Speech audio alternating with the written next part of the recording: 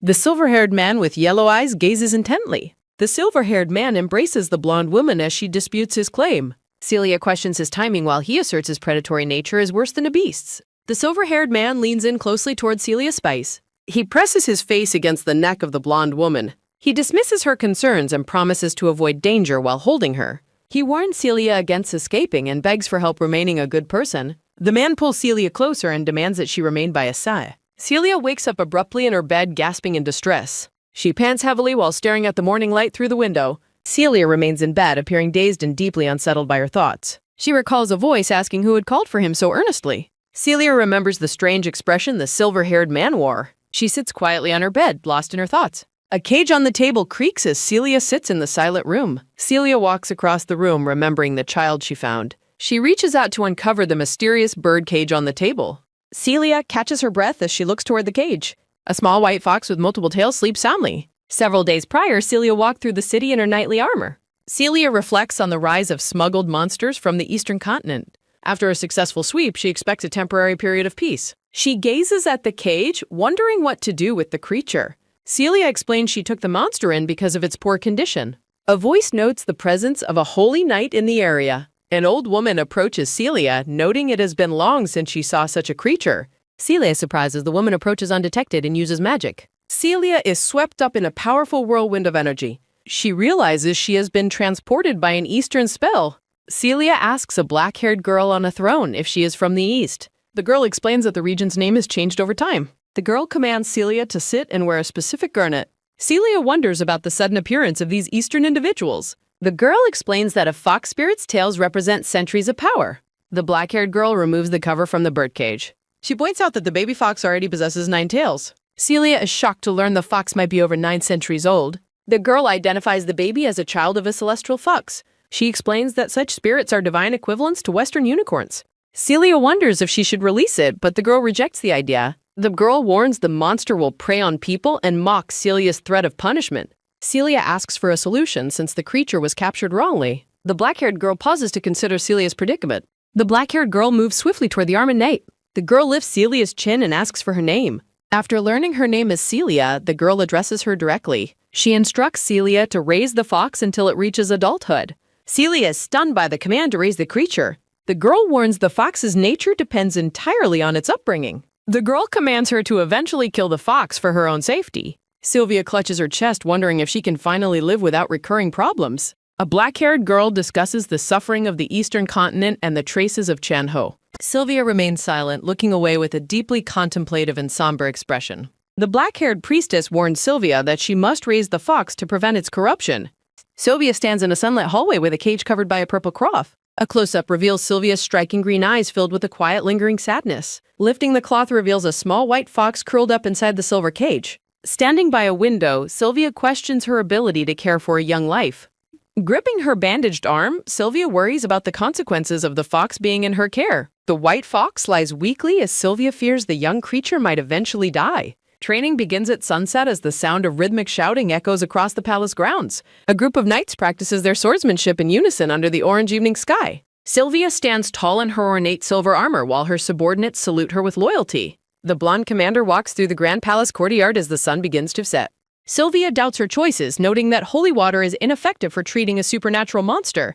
A knight's voice calls out to Sylvia as she walks through the palace corridor. Sylvia turns and asks Vice Commander Eric what has brought him to see her. Eric explains that the intense training today followed a raid mission that lasted late last night. Sylvia notes that rigorous training is necessary to preserve the lives of knights during skirmishes. Eric looks surprised and blushes slightly as he listens to the commander's earnest perspective. With renewed determination, Eric promises to remember the commander's words during their future training. Night falls over the elegant palace building as stars fill the clear, dark sky. Inside the quiet room, the white fox remains curled up and sleeping in its cage. Sylvia checks on the fox, noting that its condition has worsened since the previous day. Sylvia struggles with her internal burden, wondering who would ever help someone like her. A close-up captures the focus and exhaustion reflected in Sylvia's bright green eye. A purple-haired priestess with glasses screams in shock and demands that someone get help immediately. Priestess Shura panics, identifying the creature as a life-force-sucking gumiho from the east. Shura complains about the absurdity of the general asking her to treat a supernatural being.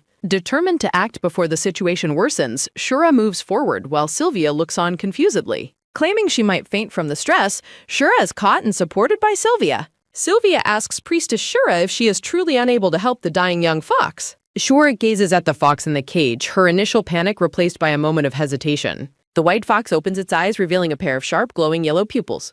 Shura looks nervous yet focused as she prepares to properly examine the mysterious supernatural creature. A close-up of the fox's eye shows a vertical slit pupil glowing with golden light. Shura looks stunned as a magical aura of pink flowers enlates surround her.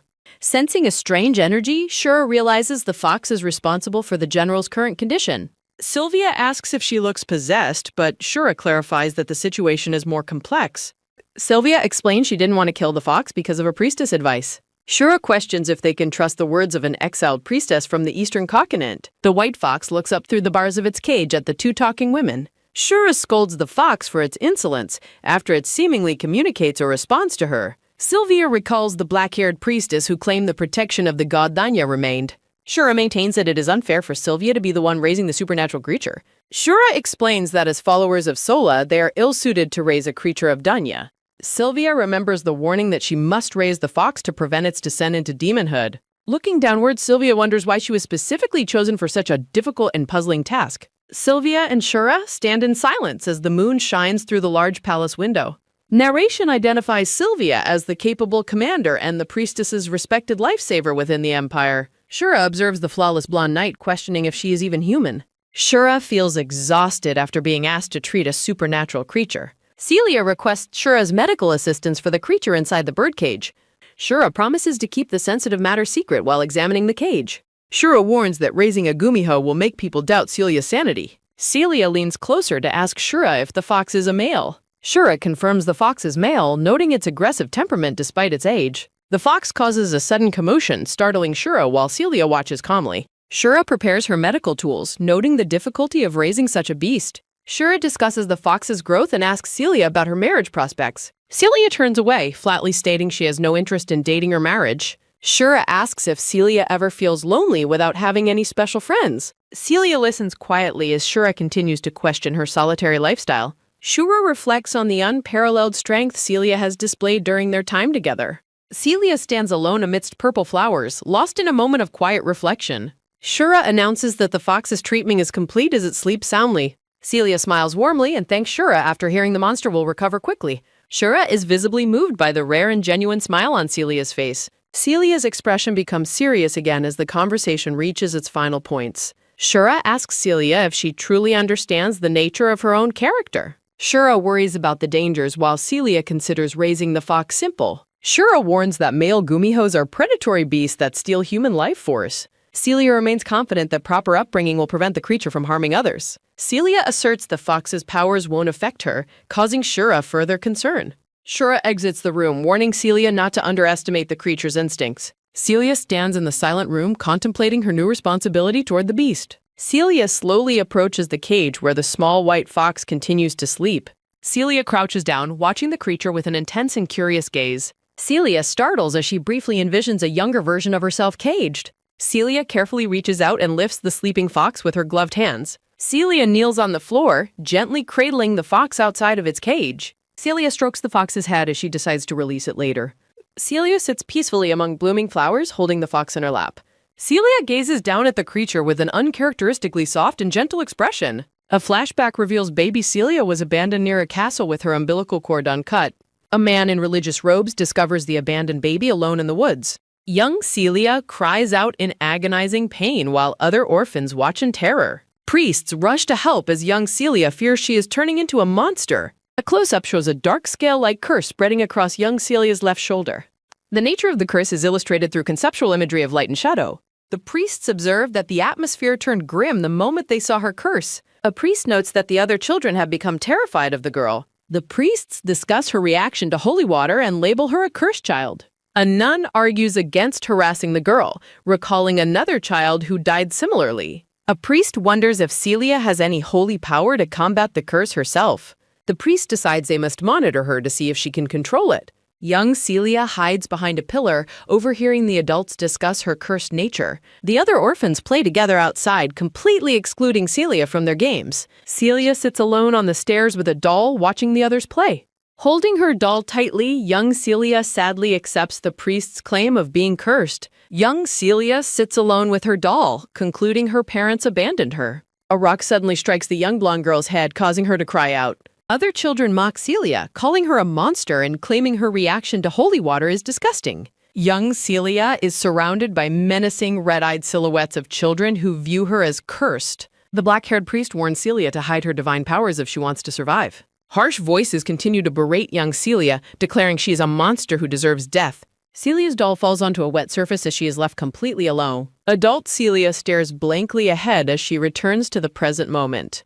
Celia sits up in her large ornate bed, surrounded by blue morning light. Celia looks toward the large window, noticing that dawn has already arrived. Celia grimaces in pain, sweating as a sharp sensation hits her. Celia laments her cursed nature while expressing a desperate, agonizing desire to survive. Celia reflects on her resolve to grow her holy powers and become a knight. Celia clutches her shoulder in her bed, reminding herself she is still alive. Looking at the fox's cage, Celia thinks she doesn't deserve anything more than her current life. Celia collapses face down onto her pillow, exhausted by her physical and mental pain. The grand mansion stands silent under the glow of a bright full moon. Morning light bathes the mansion as the scene shifts to the next day. Celia appears sickly and pale as she stands in her room. Celia gazes at the fox's birdcage on the table while sitting on her bed. Celia remains seated on her bed, lost in thought. The small white fox with glowing yellow eyes watches Celia from inside its cage. Celia observes the fox, noting the effect of staying in its presence. Celia approaches the table where the fox has turned its back to her. The white fox growls aggressively at Celia from behind the bars. Celia calmly asks the growling creature if it is feeling hungry. Celia notes that the fox also appears to be thirsty. The kitchen counter sits prepared with a tray and a small book. Celia offers a dish of water to the fox, mentioning its loss of blood. The white fox cautiously begins to lap up the water Celia provided. Celia encourages the fox to drink as much water as it wants. After drinking, the fox growls once more at its caretaker. Celia recalls Shura's warning about the fox's bad personality and difficult temperament. Celia reaches into the cage, promising not to hurt the creature. Celia's hands carefully lift the small fox out of the cage. Celia reassures the struggling fox as it makes distressed noises. Celia smiles warmly at the fox, remarking on how lovely it looks.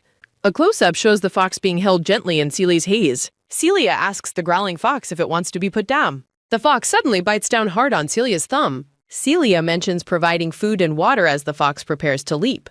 The fox jumps away as Celia reacts to its sudden aggressive movement. Celia watches the nine-tailed fox dash across the room. A close-up of Celia's green eyes shows her focus sharpening. Celia catches the fox in midair, causing it to let out a cry. The fox thinks about Celia's gentle facade and questions her true nature. The fox bites deep into Celia's hand, causing blood to spray. Celia remains calm despite the fox biting her, simply noting its species. Celia looks down at her bleeding hand with an expression of quiet resignation. Celia tries to calm the fox while it continues to bite her hand. Celia struggles to hold the screaming white fox as it lashes out. The aggressive creature claws Celia's face, causing blood to spray. Celia firmly grabs the fox by the scruff to restrain its movement. Celia notes the blood from her wound staining her hand and face. Celia closes her eyes, enduring the stinging pain on her cheek. Celia gently tells the struggling creature to remain quiet. Celia carefully places the small white fox back into its birdcage. After securing the beast, Celia walks away from the fireplace. A hand reaches out to latch the birdcage door firmly shut. Celia informs the fox that she will not release it today for breaking its promise. Celia promises the fox another chance tomorrow if it refrains from trying to run away. The fox's golden eye reflects Celia's image as it watches her intently. Celia slides a dish of water into the cage, asking if the fox is thirsty. Celia encourages the fox to try a little water to avoid getting into trouble. The fox rejects the water, turning its back on the dish in defiance. Celia looks down with a serious and slightly saddened expression. Celia leaves the room, heading toward the large white doors. The white fox remains in its cage, staring with glowing yellow eyes. The fox stares silently at the untouched water dish before it. The creature sits alone in the cage, contemplating the water Celia provided. Morning sunlight bathes the birdcage sitting alone on the wooden table.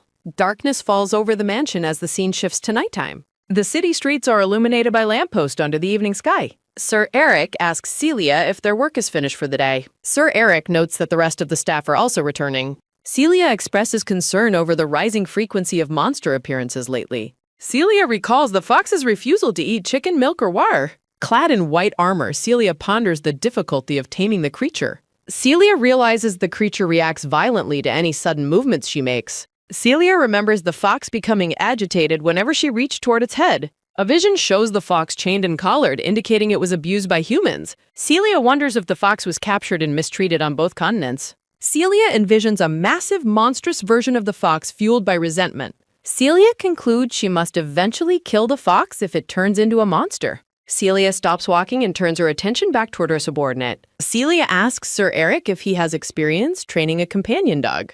Sir Eric joyfully recalls growing up with his pet dog named Brahms. Sir Eric proudly mentions that his dog was also an excellent hunter. Sir Eric curiously asks if the general is raising a dog herself. Celia denies raising a pet, claiming she is asking for an acquaintance. Celia looks serious and asks what kind of things dogs usually enjoy. Sir Eric explains that dogs love being petted and going on walks. Sir Eric adds that dogs have a particular fondness for sweet potatoes. Celia considers if a gumiho would also appreciate eating sweet potatoes. Sir Eric asks if her facial wound was caused by her new puppy. Celia confirms she has a puppy and tells him not to worry. Celia asks Sir Eric why he is laughing as they walk together. Celia returns to her room and looks toward the fox's bird cage. Celia observes that the fox has ignored the fresh fruit she provided.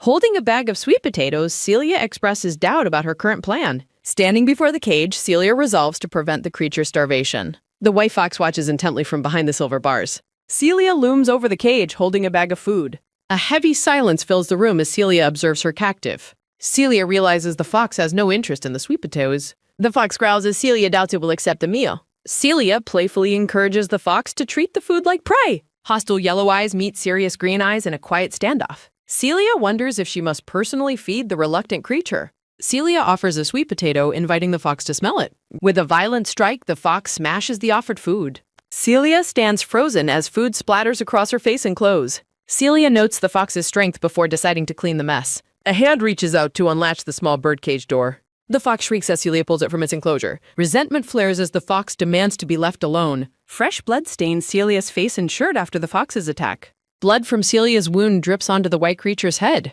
Crimson droplets fall steadily onto the fox from Celia's bleeding neck. Celia gasps in pain as blood pools on the floor. Despite her injuries, Celia firmly tells the fox to wait. The quiet room remains still as Celia tends to her wounds. Discarded bloody towels sit on the table in the dim light. Bandaged and pale, Celia holds the fox with a worried expression. The fox stares up at its caretaker with blood-stained fur.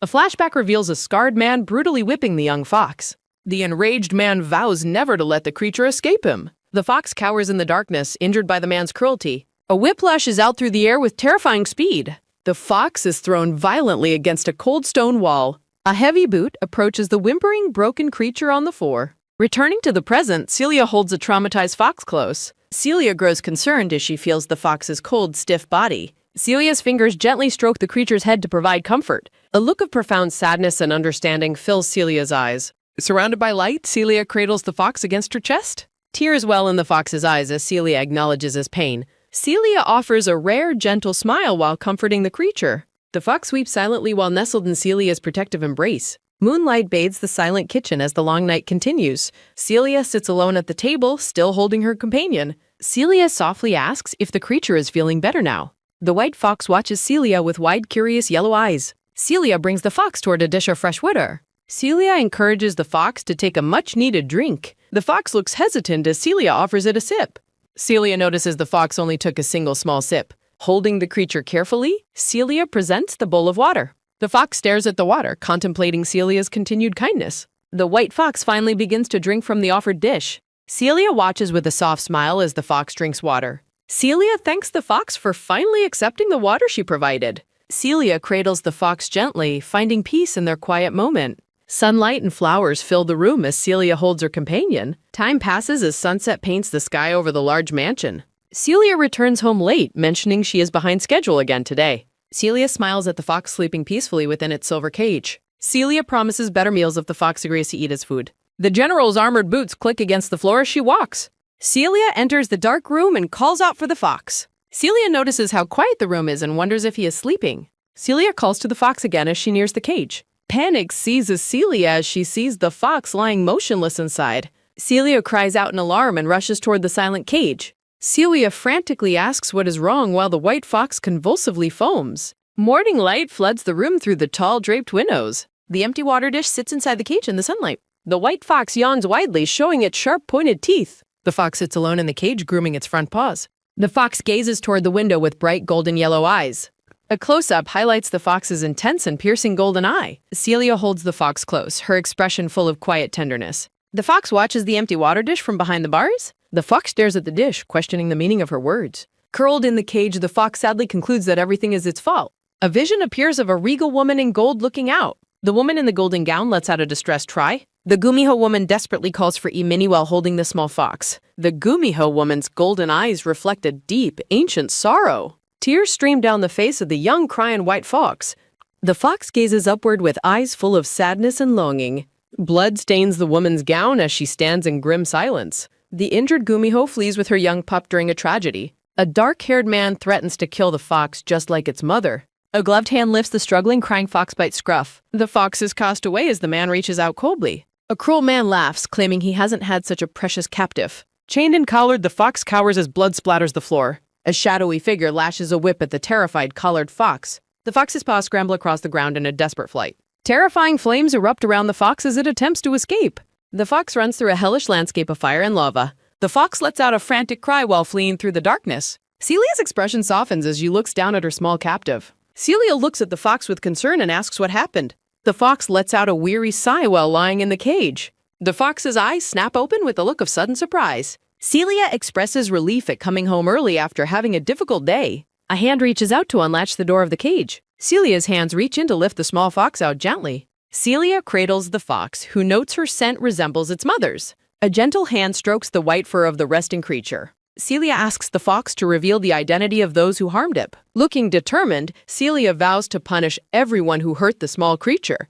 Bright morning light streams into the clean, quiet mansion kitchen. Celia prepares fresh sweet potatoes with a sharp knife on the counter. Steam rises as the purple potatoes boil in a silver pot. Celia realizes why the food did not taste good during the previous attempt. Celia recalls Irig's advice to cook the sweet potatoes before serving them. The white fox sits patiently on a soft pink checkered pillow. Bubbles pop as the water continues to boil in the kitchen. Celia asks the fox if it would like to hear its new name. Celia explains that the perfect name suddenly came to her while sitting. A warm and gentle smile spreads across the blonde woman's face. The fox looks up with wide, curious golden eyes at its caretaker. Time seems to stand still as the two share a quiet gaze. Celia stands in the kitchen, waiting for her companion's reaction to the name. A vision shows the golden-clad Gumiho woman sitting in a flowery meadow. The woman advises the fox to value anyone who knows its true name. The Gumiho woman tells the young fox that naming isn't just a coincidence. Golden eyes reflect a deep sense of longing and memory for the past. Celia's expression is full of warmth as she looks at the creature. The fox's ears twitch with surprise as it processes Celia's words. Celia mentions that no other name would suit the fox quite as well. The fox remains skeptical, wondering if the naming is just a strange coincidence. Celia notices the fox's downcast expression and asks why it is talking. Celia excitedly announces that the meal is finally ready to be served. The fox wonders how this regular human noticed its difference from other beings. The fox observes Celia closely, labeling her as just an ordinary knight. Celia blows on a piece of sweet potato to cool it down properly. The small white fox carefully sniffs the offered piece of warm food. The fox finally takes a bite of the sweet potato from Celia's hand. The fox is impressed by how sharp the human senses seem to be. The creature chews thoughtfully, its golden eyes fixed on the blonde woman. A look of pure delight appears as the fox discovers the delicious taste. Celia laughs softly while watching her companion eat with such enthusiasm. A close-up reveals the emerald green depth of Celia's happy eyes. Celia expresses her surprise at how much she enjoys the lovely creature's company. The fox's golden eye shimmers with newfound trust in its caretaker. The fox's many white tails wag gently, signaling its comfort and satisfaction. Celia pulls the fluffy fox into a joyful and tight embrace. Celia plants a gentle kiss on the top of the fox's head. The fox is momentarily stunned by the sudden show of affection. Celia beams with happiness, looking down at her small white companion. Celia looks intently at the fox, who seems flustered by the attention. Celia coos at the fox, calling it pretty while holding it close. The fox wonders about the unfamiliar warm feeling growing in its heart. Celia gives the creature another affectionate kiss as they bond together. The fox lets out a startled yelp at the excessive guggly. Celia playfully asks the fox if it truly hates being petted. A caption reveals that a few days have passed over the mansion. Celia notes that the white fox now responds to its given name. Celia observes the creature is more ferocious despite eating the offered food. A brown-haired knight named Rauno greets the captain during the afternoon. Rauno remains silent while staring at the captain with a worried look. Rauno notices the captain is injured again and asks what is happening. Celia tells the knight there is absolutely nothing for him to worry about.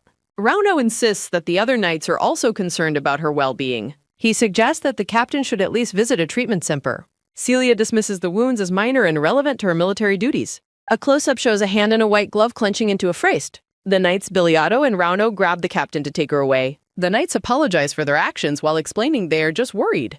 Rauno notes that the captain is being surprisingly docile while being dragged. Rauno suddenly lets out a gasp of surprise as the group moves. A sudden impact is heard as the group experiences a clumsy tumble. Celia looks at Rauno and asks if he was injured in the fall. Rauno blushes intensely and thanks the captain while his comrades watch in shock. Sunlight streams into a treatment room filled with various books and potions. Rauno peeks through the door and asks the priestess to be kind. Celia sits in silence as the priestess confirms she will treat her.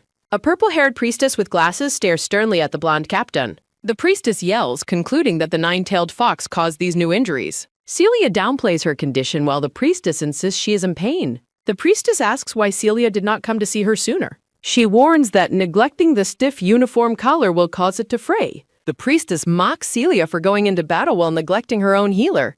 Celia asks the purple-haired woman to please stop being so angry. The priestess provides medicine and ointment, instructing Celia to use them properly. She lectures Celia on being a lone wolf and pushing other people away. Celia looks down with a contemplative expression as flowers surround the scene. The purple-haired priestess makes a dissatisfied face as she looks away. Celia thinks the blunt priestess is cute despite her harsh way of talking. As Celia walks away, the priestess notes her decision to keep the fox. The priestess asks if Celia has any plan for the constant fox attacks. Celia admits that the creature has become particularly fierce in recent days.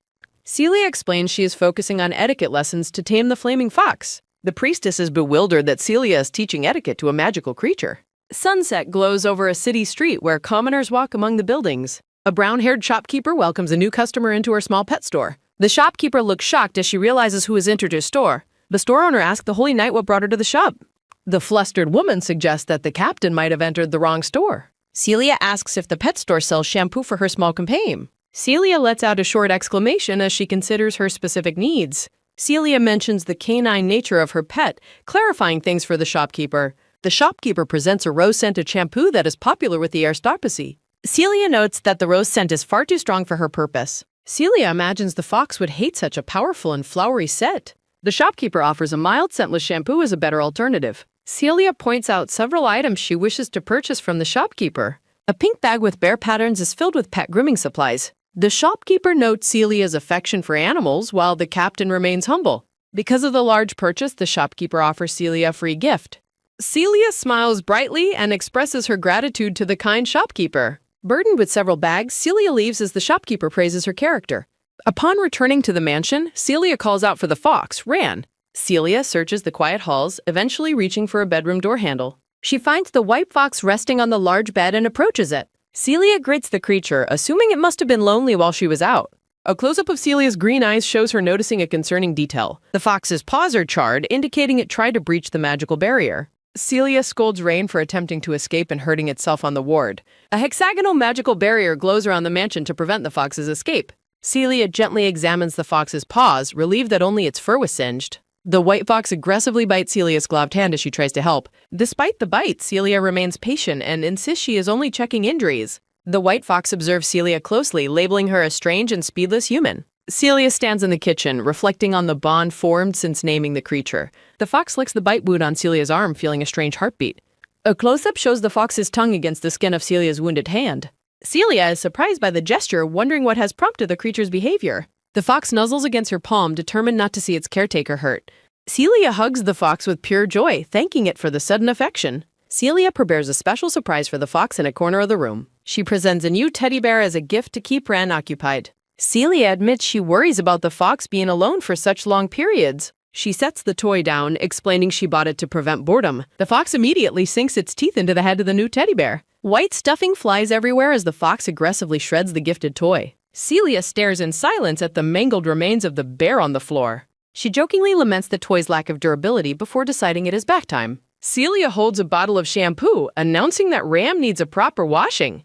The white fox narrows its golden eyes, looking highly suspicious of the bottle. The scene shifts to a spacious sunlit bathroom containing a large porcelain tub. Celia nervously calls out to the fox as they enter the bath area. Clad in her casual attire, Celia prepares to give the reluctant fox a bath. A loud cry echoes through the bathroom as the water and soap fly. Ran sits in the soapy water wearing a pink shower cap. looking deeply unimpressed. The fox splashes water everywhere, forcing Celia to try and finish the task quickly. A hand presses the pump of a pink bottle to dispense the mild shampoo. Celia struggles to scrub the fox as it thrashes around in the suds. Celia repeatedly apologizes to the creature while insisting the bath is for its health. The fox suddenly leaps out of the tub, soaking Celia in the process. A dripping wet Celia tells the soapy fox it still needs to be rinsed. The fox dashes across the room, leaving a trail of soapy bubbles behind. Ran accidentally slams headfirst into the base of a tall wooden cabinet. Celia watches with wide eyes as the impact causes the heavy cabinet to fall. Celia dives over the small fox to shield it from the impending crash. Celia groans as she supports the full weight of the fallen cabinet on her back. Tears well in Celia's emerald eyes as she reassures her companion. Celia winces, noting that her cursed arm was struck during the tumble. Still supporting the heavy cabinet, Celia asks if the fox is injured. The white fox sits soaked and shivering, letting out a small whimper. Celia stands up and suggests they both go rinse off the soap. Holding the fox close, Celia tells it to be good while rinsing. A yellow rubber duck floats peacefully in the large warm bathtub. Wrapped in a pink towel, the fox continues to tremble despite the warmth. Celia stares at the creature, wondering how she can help it calm down. Celia turns back toward the fox, asking if it wants something to eat.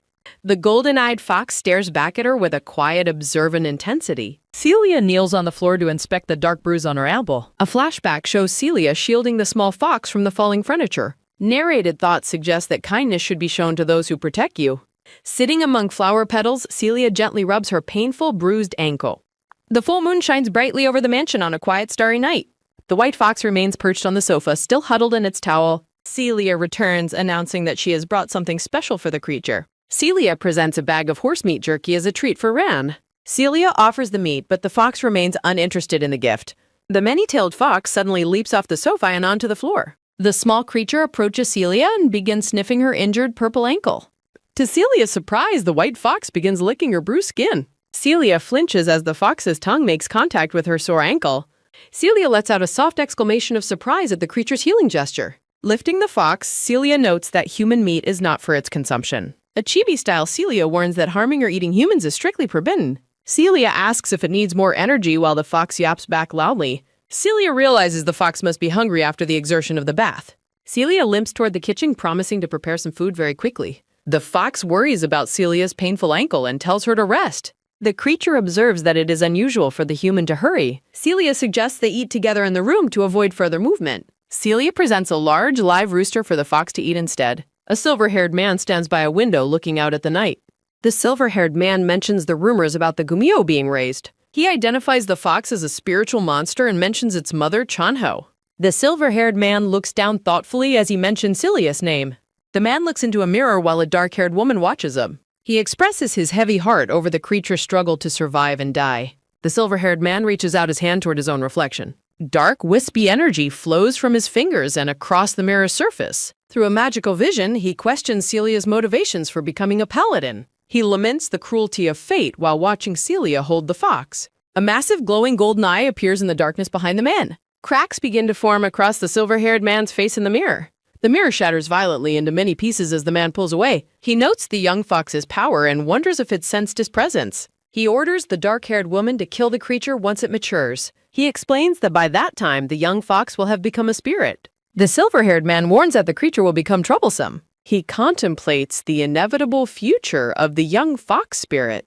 The man stands alone, claiming that resisting death is useless. A somber realization reflects in the silver-haired man's eye. Celia appears in a funerary vision surrounded by white lilies. The man tells Celia she is destined for a certain death. Celia researches spiritual entities in the mansion's massive library. She reads about the developmental stages of a fox spirit. Celia wonders why Ron has never manifested a human appearance. She suspects the nine-tailed fox follows its own unique rules. An ancient illustration depicts the monogamous nature of nine-tailed foxes. Celia finds the concept of monster companionship to be surprising. She worries about Ran's future loneliness among his own kind. A haunting thought considers the fate of a bereaved fox. Celia's gaze lingers on the pages of the mystical book. Celia advises Ran to find a strong and capable mate. She insists he must ensure his future lineage remains healthy. Celia encourages the white fox to choose a righteous path. She points out specific passages regarding fox behavior to Ran. Celia explains the lifelong devotion expected of a nine-tailed fox. She describes how instinct will eventually guide his romantic attraction. Celia warns Ran to be very selective with this companion. The fox affectionately licks Celia's hand as she finishes talking. Celia clarifies that she cannot assist him with matters of instinct. She smiles warmly while cradling the small white creature close. Celia enjoys a quiet moment of bonding with her companion. A door bursts open as someone announces their sudden arrival. The priestess Shula finds Celia and Ran together on the carpet. Celia welcomes Shula and thanks her for visiting the mansion. Celia asks Shula to examine the fox for any issues. She voices her concern over Ran's lack of human transformation. Shula questions Ran's freedom, but Celia defends his gentle nature. Shula inquires about nighttime safety while Celia remains quite confident. The priestess remains skeptical of the magical creature's true intentions. Shula mocks Ran's whining, accusing the fox of being pretentious. She warns Celia to remember that the creature is male. Shula threatens the fox with consequences for any unexpected behavior. Celia prepares to feed Ran and requests a brief moment. Celia presents a large rooster while Shula watches Ran's reaction. Celia carries the fox in the cage toward another room. The full moon illuminates the night sky over the estate. An empty open birdcage lies abandoned on the dark floor. Ran stands over his meal as spiritual energy swirls around him. The fox realizes his current spirit is too weak for adulthood. Ran feels a new, urgent desire to grow into a man. Celia looks out the window, unaware of Ran's internal frustration. Ran watches Celia from the shadows with a watchful eye. Sensing Celia's pain, Ran wishes to consume her suffering himself. The fox resolves to reach adulthood as quickly as possible. An adult, silver-haired Ran embraces Celia in a protective, romantic vision. Celia realizes she left necessary medicinal herbs at the treatment center. Celia insists on retrieving the medicine despite Shula's offer to help. Celia promises a quick return as Ran watches her leave the room. Shula expresses her concern while Ran remains alone in the background. Ran plots to consume the priestess's spirit to accelerate his growth. The scene shifts to Celia's white and gold boots walking away. Shula sits on the sofa, regretting letting Celia go alone. The white fox approaches the seated priestess with a predatory look. A startled Shula orders the small creature to stay away. Ran adopts a deceptive, innocent expression to manipulate the purple-haired woman. Shula finds herself momentarily charmed by the fox's apparent cuteness. Shula blushes as she struggles to resist the creature's adorable appearance. Strange purple wisps of energy swirl around Shula as she watches Ran. Shula succumbs to her impulses and calls the many-tailed fox cute. The small creature lets out a manipulative whine to entice the priestess. Shula gushes over Ran's tiny nose, comparing it to shiny chocolate. Shula reaches out her hand to pet the small white fox. Ran stares up intently as the priestess's hand nears his head. Celia suddenly returns and sternly calls out her companion's name. A dark circle highlights Ran's name, signaling an ominous interruption. Celia glares at the fox while Shula looks up in surprise. Celia instructs the priestess to go rest for her headache immediately. Ran looks worried as Celia dismisses Shula's offer to help him. Celia watches the purple-haired woman depart with a cold, firm expression. Celia's displeased gaze lingers on the fox as they are left alone. Ran realizes that the human is treating him with uncharacteristic coldness. A memory of Celia's gentle smile contrasts with her current anger. Celia stares down at the many-tailed fox and calls his name. Celia warns that harming an innocent person is a grave offense. The small fox suggests that Celia must kill him to stalk him. Celia mentions that Shula only visited to check on his condition. Celia points out that the creature is no longer sick or hungry. Celia asks if he truly wants their relationship to turn violent. The many-tailed fox suddenly leaps off the sofa toward Celia's feet.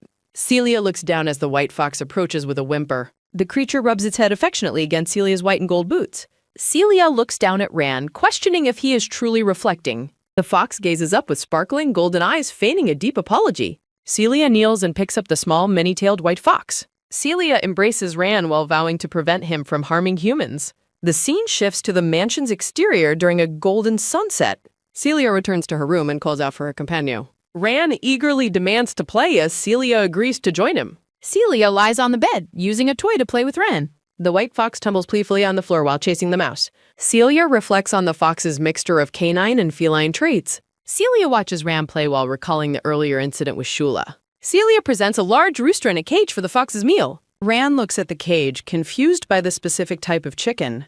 The rooster squawks loudly as Celia worries about Ran's lack of appetite. A brown rooster squawks loudly while flapping its wings aggressively. Celia encourages Ran to eat, but he violently breaks the cage. The rooster escapes into the room as the duo watches. Celia scolds Ran for the mess while the fox snarls back. The bird lands on Celia's head, causing her to cry out. Celia looks annoyed and asks if the fox finds her amusing. Celia recalls the exhausting physical struggle of catching the bird alive. Celia lectures the golden-eyed fox on his extremely picky eating habits. Ran aggressively kicks the empty birdcage away, startling the blonde woman. Celia looks deeply troubled by her companion's continued show of aggression. Celia leaves the mansion while demanding an apology from the fox.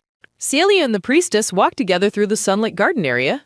Celia expresses deep concern over Ran's hunger and potential health risks. Shula reassures Celia about fox biology while noting her depressed mood. Celia looks downcast, prompting Shula to question her lingering sadness. Shula suggests Ran's unhappiness comes from being trapped indoors too long. Celia considers the possibility that their current living space is restrictive. Shula warns about the massive energy cost of expanding the barrier. Celia dismisses the concern, stating the physical pain is a manageable sacrifice. The purple-haired priestess observes Celia's intense determination to help the fox. Shula asks if there is anything else Celia needs to know. Glowing magical stones activate as a massive barrier expands over the estate. Celia wipes sweat from her forehead after completing the difficult spell. Celia returns to the room and calls out for her companion. Celia crouches down and requests that the resting fox come closer. Celia touches Ran's paw while asking if he is still upset. The white fox stands up as Celia reacts with visible surprise. Celia finds Ran's ruffled fur and grumpy expression to be cute. Celia picks up the growling Ran to discuss something very boring. Celia affectionately pets a fox while asking him to listen carefully. Celia smiles warmly and begs the creature to look at her. Celia repeats her request for eye contact while Ran barks back. Celia holds the fox aloft and pleads for just one glance. Celia carries Ran outside while explaining her efforts to find food. Celia smiles brightly as she walks toward a specific forest path. Celia maintains a warm expression while cradling her small white companion. Celia invites Ran to explore the sunlit garden area before them. Celia grants Ran permission to roam and hunt freely in the forest. Celia notes with disappointment that Ran still does not look happy. Celia describes the benefits of the forest for roaming and hunting. Celia lowers the many-tailed fox onto the lush green grass. Ran looks around the sunny outdoor environment with a confused expression. Celia mentions his missed meals while preparing to reveal a surprise. Celia begins to pull away a red cloth cover in a cache. Celia presents a mess of bear as a new meal for Ran. Celia waves goodbye, telling Ran to eat well and return safely. The scene shifts to a quiet kitchen filled with various provisions. Celia pours herself some tea, hoping Ran enjoys his substantial meal. A sudden sound at the door catches Celia's immediate attention. Celia asks if Ran has returned from the forest area already. Celia asks Ran if he wants to play, but the fox whines. The many-tailed white fox rests quietly on a large pink pillow. Celia observes her companion and assumes that he wants to rest. Several days pass as the sun shines brightly through the forest trees. Celia sits at a large desk, focused on reading a thick book. The small white fox peeks tentatively into the room through a doorway. Celia greets Ran, noting that he returned from his outing very quickly. Celia asks why Ran returned so soon despite the forest's attractions. Ran sits on the floor and lets out a small, needy whine. Celia walks through the garden area as Ran follows on the grass. The many-tailed white fox stops and looks back with golden eyes. Celia encourages Ran to go play while she reads in the garden. Celia smiles warmly as she watches her companion explore the outdoor area. Ran sprints across the lush green grass toward the edge of the forest. Celia sits peacefully in the sunlight, engrossed in her book. Ran approaches the seated blonde woman after returning from the forest. Celia asks Ran if he wants to play more or return inside. Celia realizes Ran is not comfortable staying outside for long durations. Celia ponders Ran's behavior with a concerned expression while holding her book. Celia theorizes that Ran's discomfort stems from being imprisoned most of his life. Celia wonders about the fate of Ran's mother, a monster named Chanho. Celia imagines Chanho's power and wonders why Ran was left alone. Celia recalls Ran's initial aversion to touch and his sensitivity regarding his neck. Celia considers if childhood trauma prevents Ran from assuming a human form. The many-tailed white fox runs swiftly across the sun-dappled grass. Celia reacts with sudden surprise as she looks up from her book. Ran approaches the blonde woman while carrying something small in his mouth. The many-tailed white fox presents a dead squirrel to the blonde woman. Celia smiles and asks if her companion has been hunting in the forest. Ran proudly holds his prey while gazing up at the blonde woman. Celia pets her companion affectionately while they sit together in the garden. Celia decides that her current priority is ensuring that Ran is happy. Labored breathing sounds from the desk as papers and books lie scattered. Celia winces and clutches her shoulder in agony as sweat beads on her face. Celia collapses, noting that the increased barrier makes her pain worse. Celia is haunted by a mental command to die as she suffers. Cruel visions of people shouting insults and death threats plague the woman. "I'm truly sorry to hear that, and I want you to know that you don't have to face this alone. please consider reaching out to someone by calling 988 in the US or Canada, or by contacting your local crisis line. There's hope for feeling better, and support is available. How can I help you find more resources? Outside the office, Eric announces his arrival and Celia grants him entry. A brown-haired knight named Eric bursts in to report a monster attack. Eric reports that monsters are converging and the guards are fighting fiercely. Eric explains the situation at Arnold Canyon, prompting Celia's immediate inquiry. Celia orders an immediate departure to Arnold Canyon, startling the knight. Celia walks away planning to contact the Holy Kingdom about the situation. Celia continues walking down the corridor, telling herself to hang on. Celia resolves to live so she can subdue the incoming monster threat. At a distant castle, an onlooker notices the barrier stone is failing. A priest warns that the divine object of solar has lost power. The priest reports the barrier's imminent collapse while the blonde noble inquires. The blonde-haired man suggests interrogating the saint regarding the failing barrier. Pope Ivasif defends Celia as the divine incarnation of solar to a blonde noble. A sudden shout interrupts the conversation, causing the elderly pope to look startled. A brown-haired man in white and gold robes strides aggressively into the chamber. The brown-haired man glares forward with a look of intense brewing rage. Dark, monstrous silhouettes with glowing patterns clash violently against an army of knights. Celia is introduced as the commander tasked with subjugating monsters across the empire. A map illustrates a massive monster rampage, bringing disaster to the entire continent. Shards of the barrier stone fall like glass over a moonlit castle. Julius delivers a sharp, forceful slap to the blonde guardian's face. The brown-haired man shouts furiously, demanding to know if he is being questioned. Julius lashes out at the blonde guardian for daring to offer criticism. The blonde guardian insists he told the truth despite Julius's violent reaction. Pope Ivasif tries to intervene while Julius focuses his anger on the guardian. Julius questions if they are truly ignorant of the barrier stone secret. Julius blames his lack of respect on the guard's failure to obey. The brown-haired man screams about the complete lack of loyalty surrounding him. The blonde guardian tries to clarify a misunderstanding with his enraged superior. Julius demands to know why the report was given to the Pope first. A massive, glowing blue crystal pulses with ancient and magical power. Julius orders the immediate imprisonment of the blonde guardian for 1 month. 2 armored knights hesitate in shock after receiving the order to arrest their Tafton. Julius screams at the guards for their hesitation while the Pope tries to prioritize the stone. Julius vows to solve the problem himself, claiming it doesn't require a saint's power. The brown-haired man roars a final warning, refusing to repeat his commands. Pope Ivasov stands alone in the hall, looking deeply troubled and weary. Guards escort the blonde captain away while he walks with a resigned expression.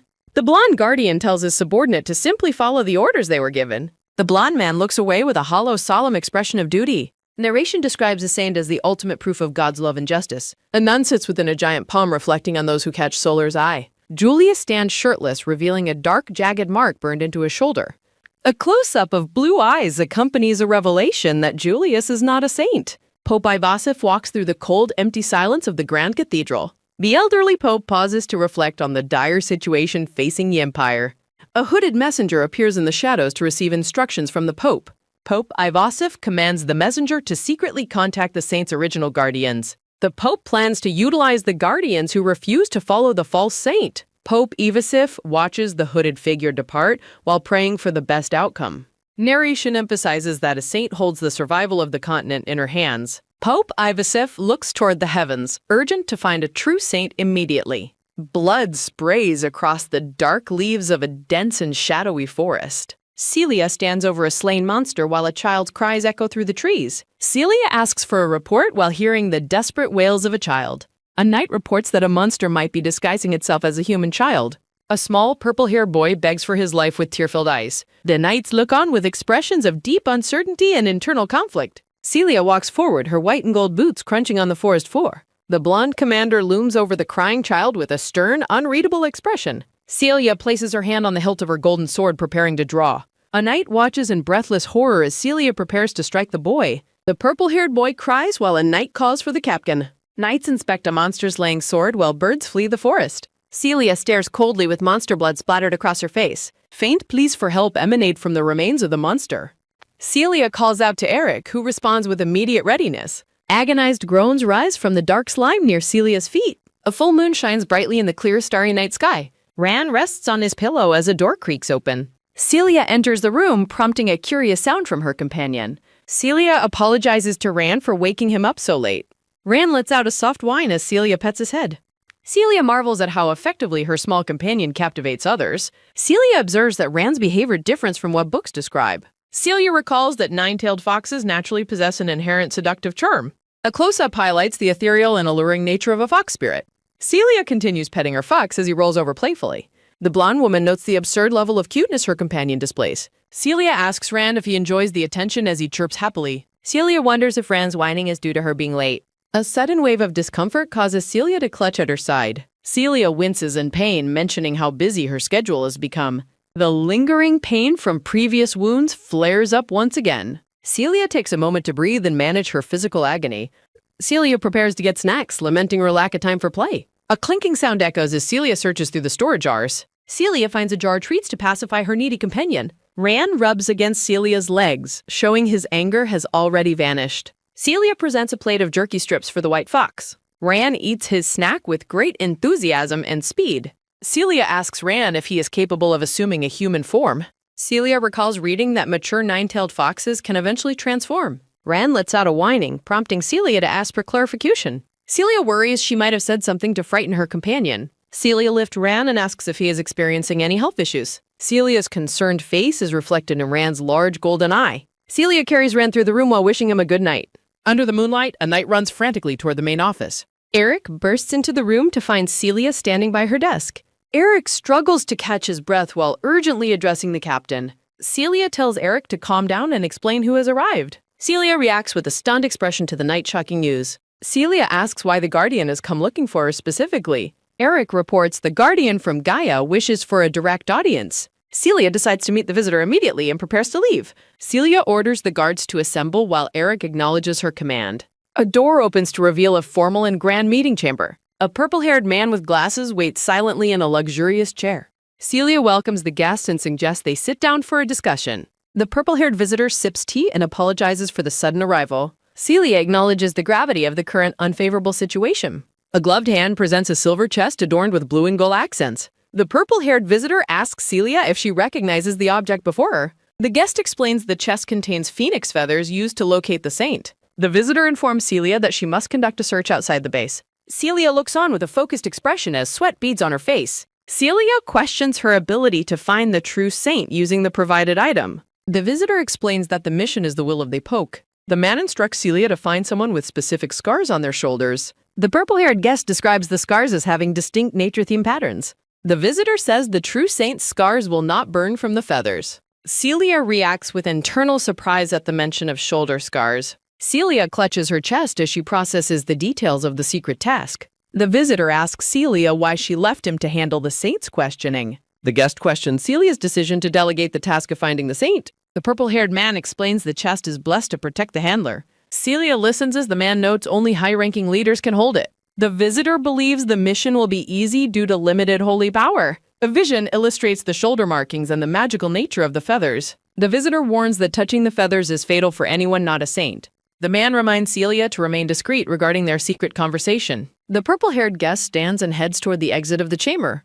Celia sits alone at her desk, noting a massive increase in mousters. Celia laments her inability to begin the secret mission while stuck at base. Celia reviews a report regarding the appearance of a dangerous werewolf pack. Eric reports that the werewolves have expanded their territory toward the border. Celia observes that the growing monster threat will eventually lead to total chaos. Celia determines that a subjugation mission is now unavoidable for the safety of all. Celia notices something in the grass and alerts Eric to come closer. Massive werewolves loom over a small, whimpering werewolf pup in the clearing. Eric urgently requests the order to attack the pack of monsters. Celia wonders why the monsters are attempting to kill one of their own. Celia decides to handle the situation personally and moves toward the clearing. The blonde captain draws her sword while noting the pup feels familiar. Celia senses a presence from the pup that reminds her of Ran. Celia leaps into the air with her golden blade ready to strike. The werewolves react with aggression as Celia descends from the sky.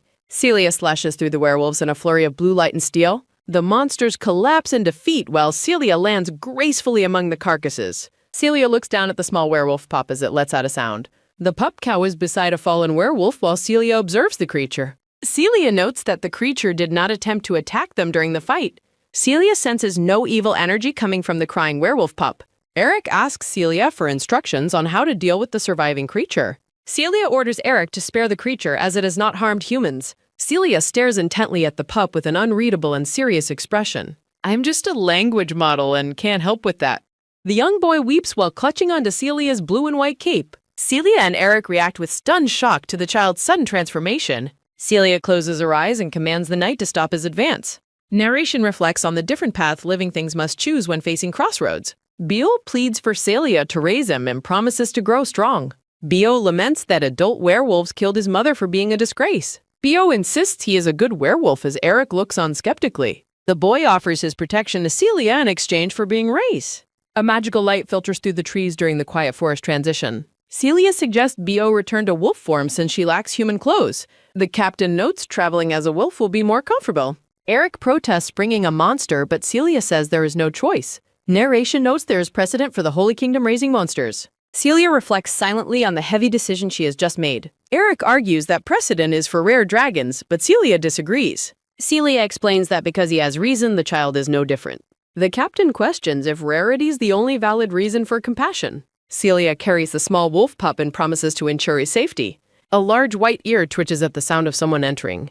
Celia arrives home and introduces her new companion to the residents. Celia tells her white fox companion to say hello to their guest. The blonde woman notes that Ran has arrived just in time. Ran looks on in confusion as Celia introduces their new roommate. Celia explains to Ran that Bio is a humanoid monster child. Ran reacts with immediate indignation at being compared to a wolf. Celia asks if the two can become good friends despite their differences. Rain expresses his absolute hatred for the current situation. Both small creatures growl and snarl at each other with intense aggression. The white fox pounces on the werewolf pup in a sudden blare. Celia shouts for the two animals to stop fighting immediately. The captain intervenes and physically separates the brawling fox and wolf. Celia scolds Ran for starting the fight and acting out. Celia lectures Ran on attacking a young wolf who has no pack. The woman turns her discipline toward Bio for his aggressive behavior. Bio whines as Celia reminds him that Ran is family. Celia notes the impulsive nature of werewolves while scolding Bio's lack of control. Bio recalls his mother teaching him to maintain sanity and restraint. Celia acknowledges his mother's excellence while dressing the small boy. Celia observes Bio thoughtfully as she considers his future training. The captain asks Bio if he truly wishes to continue his training. Bio enthusiastically agrees to train while Celia promises her help. Bio vows to become an excellent werewolf while Celia suggests starting with clothes. Celia asks the young boy about his actual age. Bio reveals he is 4 years old and in a growing phase. The boy explains that werewolves reach full adulthood at age 5. Celia notes that Bio will reach adulthood alongside Ran. Narration highlights the massive age gap between the two companions. Celia finds the difference in their size and age to be fascinating. Thoughts reflect on how much Bio has to learn, but notes his spirit. The wolf pup enthusiastically licks Celia's face to wake her up. Both creatures swarm Celia in bed with wet, persistent licks. A loud shout for them to stop echoes throughout the large mansion. Celia sits up in bed looking exhausted and covered in drool. The captain questions why they must lick her while she is sleeping. Narration notes that Bio has adapted well to his new life. Celia observes Bio and considers his age relative to Ran. Bio insists that clothes are uncomfortable and hide his fantastic body. Celia promises Bio a hug if he wears clothes while human. Celia turns to Ran and tells him to watch over Bio. Ran lets out a happy sound in response to the request. The white fox displays a cheerful expression toward his companion. Sunlight filters through the leaves as the morning scene transitions. Celia reacts with sudden alertness to a change in the atmosphere. Celia senses an intruder approaching their dwelling from the garden. Celia orders Ran to take Bio into the forest immediately. Celia bursts outside and demands to know who has arrived. Celia is surprised to find the purple-haired guardian waiting outside. The man smiles and chuckles softly at Celia's sudden appearance. The guest apologizes for the intrusion and mentions a schedule change. The man requests a private discussion right where they are standing. Celia worries about the monsters inside as the man explains himself. Celia dismisses her nervousness as they move toward the mansion. They sit in the drawing room to begin their formal conversation. Celia asks for a report on the progress of their mission. Celia is horrified to see the monsters licking the window. Celia mentally pleads with the animals to hide from the visitor. The visitor asks what is wrong as Celia shouts a refusal. Celia frantically offers tea to distract the guest from the window. Celia claims she is fine while secretly checking the creature's location. The man reports that their search has yielded no results yet. The visitor explains they are now tracing orphans for the mission. The man suggests some candidates may be unaware of their powers. The purple-haired man notes the annual shift of the Holy Knights. Celia listens intently to the details regarding the night rotation. Celia remains silent as she processes the man's information. The man advises strictly following orders once the shift occurs. The visitor suggests focusing on finding a house with the name Pyre. The purple-haired man stands up abruptly from his seat. The guest stumbles and insists on getting a drink himself. The man tells Celia to stay seated while appearing very ill. Celia shouts in alarm as the visitor suddenly collapses. Celia stares in shock at the sudden and violent event. The visitor lies motionless on the floor amid broken ceramics. The man suddenly addresses Celia with a strained expression. Celia is knocked down as the man stands over her. Celia realizes the man has spotted Rand's tail behind her. Celia reacts with fear as her secret is finally revealed. Rand bites the man's arm to protect Celia from him. Celia claims the fox is hers while the man identifies it. The purple-haired man coldly orders Celia to get up. Celia rises while clutching Rand and groaning in frustration. Rand continues to attack the man while Celia tries to stop. The man asks why Celia raises monsters instead of killing. The visitor warns that the nine-tailed fox is especially dangerous. The blonde captain offers to explain the situation to her guest. Celia explains she discovered the fox while hunting monster smugglers. Celia recalls realizing that Rand was far from an ordinary creature. The purple-haired man interrupts Celia's story to ask for a moment. The guest asks Celia if she sensed energy from the fox. The man asks if there is a problem with the creaturess. The purple-haired guest reflects on the strange nature of their meeting. The man finds it remarkable that a knight can sense spirits. The guest contemplates the public reaction to Celia raising monsters. The purple-haired man wonders how they will resolve the looming issue. Celia remains silent and thoughtful while avoiding her guest's gaze. The guest observes that the fox has not consumed human energy. Celia vows to take responsibility and ensure there are no issues. The blonde captain clenches her fists as the man addresses her. The guest agrees to accept the information and stands to leave. The man warns that untrustworthy monsters cannot be easily ignored. The purple-haired man promises to provide Celia with a blessed leash. A flashback reveals a bloodied Celia standing over a massive monster. A purple-haired priestess arrives and shouts for the injured blonde commander. The priestess rushes to Celia's side, concerned by her sudden state. The worried priestess asks Celia if she has sustained any injuries. The priestess questions if Celia suffers from a serious chronic disease. Knights remove the monster carcass as the priestess attends to Celia. The priestess tells Celia to rest while the area is cleaned. Celia struggles to mount her horse in the dark, rainy woods. Celia tells the priestess to go back as she departs alone. The priestess watches the captain ride away with a worried expression. Celia's horse gallops through the rain as she heads toward home. Celia nearly falls from her horse while struggling with intense pain. Celia recalls a vision of terrified children as her condition worsens. A memory depicts a mark appearing on Celia's arm during transformation. Shadowy figures attempt to cleanse Celia with holy water during transformation. A close-up shows Celia's monstrous yellow eye welling with painful tears. A massive blue magical discharge erupts as a voice cries heresy. Celia collapses and falls through the dark foliage during the storm. The captain lies in the mud, lamenting her agonizing existence. Celia's glowing green eyes reflect her deep suffering in the rain. Returning home, Celia sees Bio and Rand trapped behind a barrier. Bio weeps and begs his sister not to leave him behind. Celia resolves to fulfill her duties as commander and return soon.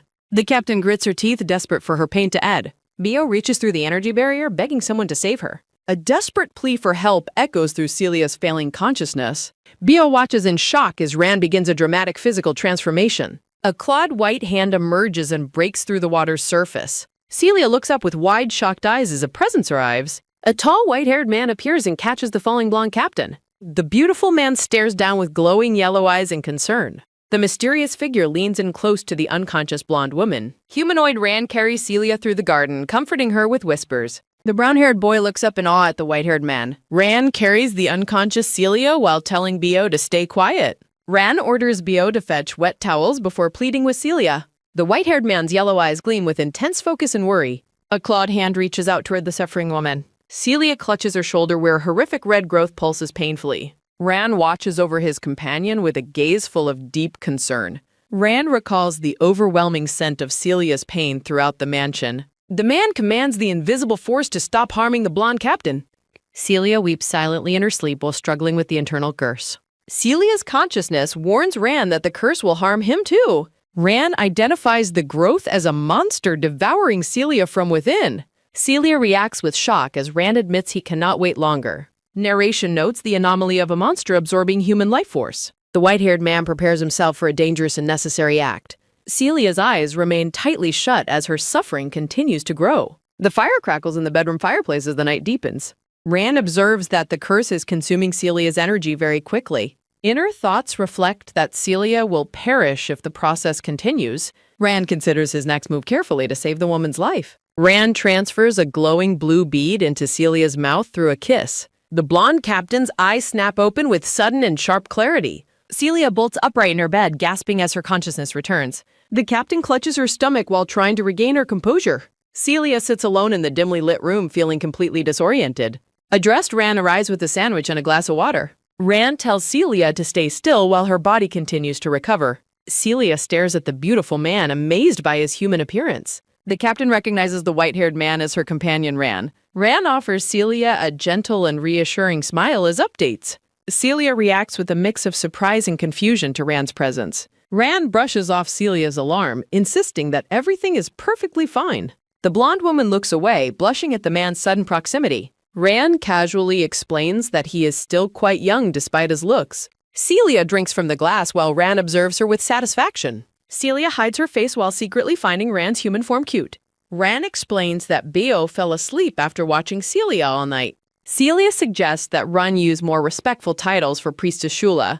The captain politely declines the sandwich, planning to eat it later. Celia continues to grip her abdomen as a lingering pain persists. Rand asks if she feels ill, but Celia quickly denies it. Celia struggles with her feelings while Rand watches her every move. Rand leans in close, his presence becoming intense and somewhat overwhelming. Rand reveals that Celia has swallowed his precious magical fox bead. Celia asks why Rand would give her the peak of his power. The blonde captain frantically demands that Rand take the bead back. Rand firmly insists that the magical bead must remain inside Celia. Rand notes Celia's consistent kindness regardless of his current physical form. Celia admits she feels very uncomfortable with the current living situation. Rand asks Celia to describe the exact nature of her pain. The blonde captain looks down, covering her mouth as she begins to feel unwell. Celia retches at her desk while Eric Kyung and Priestess Shula watch in alarm. The purple-haired priestess adjusts her glasses and shouts for the captain in shock. Celia avoids eye contact while Shula attempts to process the sudden illness. The blonde woman continues to struggle with nausea while Eric reacts with extreme disbelief. Celia asks Shula what she is implying, but the priestess dismisses the question for now. Shula rushes toward Celia, loudly asking if her nausea is actually morning sickness. The priestess reaches out and demands to check the commander's pulse immediately. Celia firmly denies the accusation of pregnancy while Shula remains suspicious of the situation. Shula stops as she suddenly arrives at a shocking new realization about the captain. The priestess asks if someone took advantage of Celia's weakness during her recovery. Shula accuses the male fox spirit of the act, causing Celia to physically silence her. Celia holds Shula's mouth shut and suggests they need to implement tighter security checks. The blonde commander looks away with a troubled expression, lost in her own thoughts.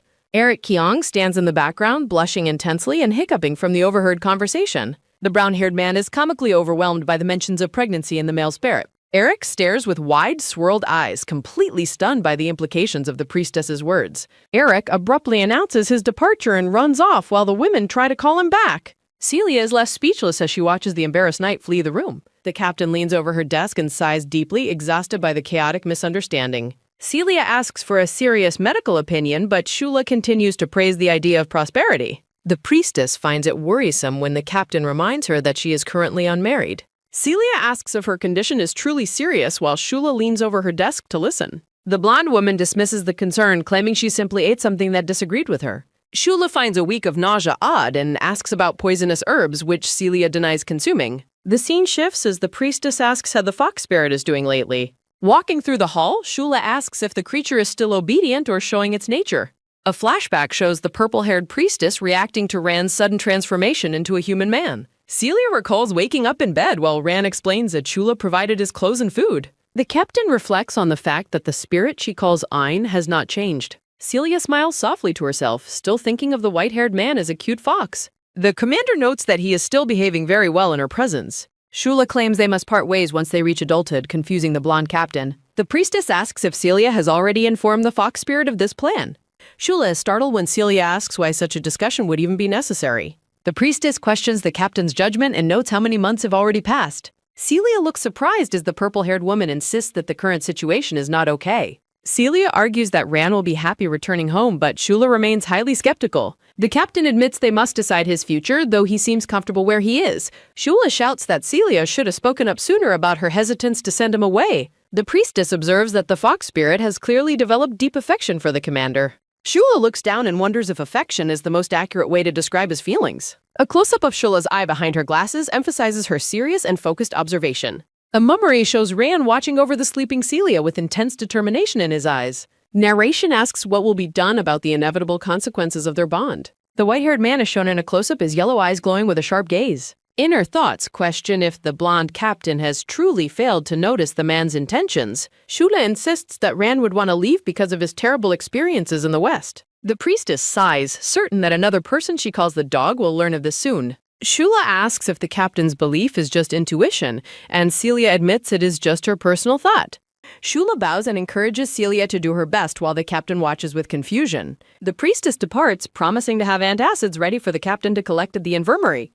Celia walks alone through the peaceful garden as the sun begins to set behind the trees. The blonde captain looks down thoughtfully, wondering if she has made a mistake in her recent actions. Internal thoughts recall the Gumiho's origins as a vast creature meant for the freedom of open fields. Celia struggles with the realization that they never formally discussed the need to eventually part ways. Walking through the garden, the captain's foot accidentally strikes a solid object resting on the stone path. A close-up of Celia's face shows her immediate surprise as she looks down to investigate. A small wooden chest bound with metal sits mysteriously on the ground where Celia just stopped. The captain kneels to inspect the box, wondering who could have left it in such a place. Opening the small chest, Celia finds a single piece of paper resting inside the velvet interior. A brief note explains a lack of time and offers a color for her to use as desired. Narration identifies the gift as a specialized leash from Lord Melittus intended for the spirit bird's offspring. The scene shifts back to the mansion interior as a set of doors is pushed open.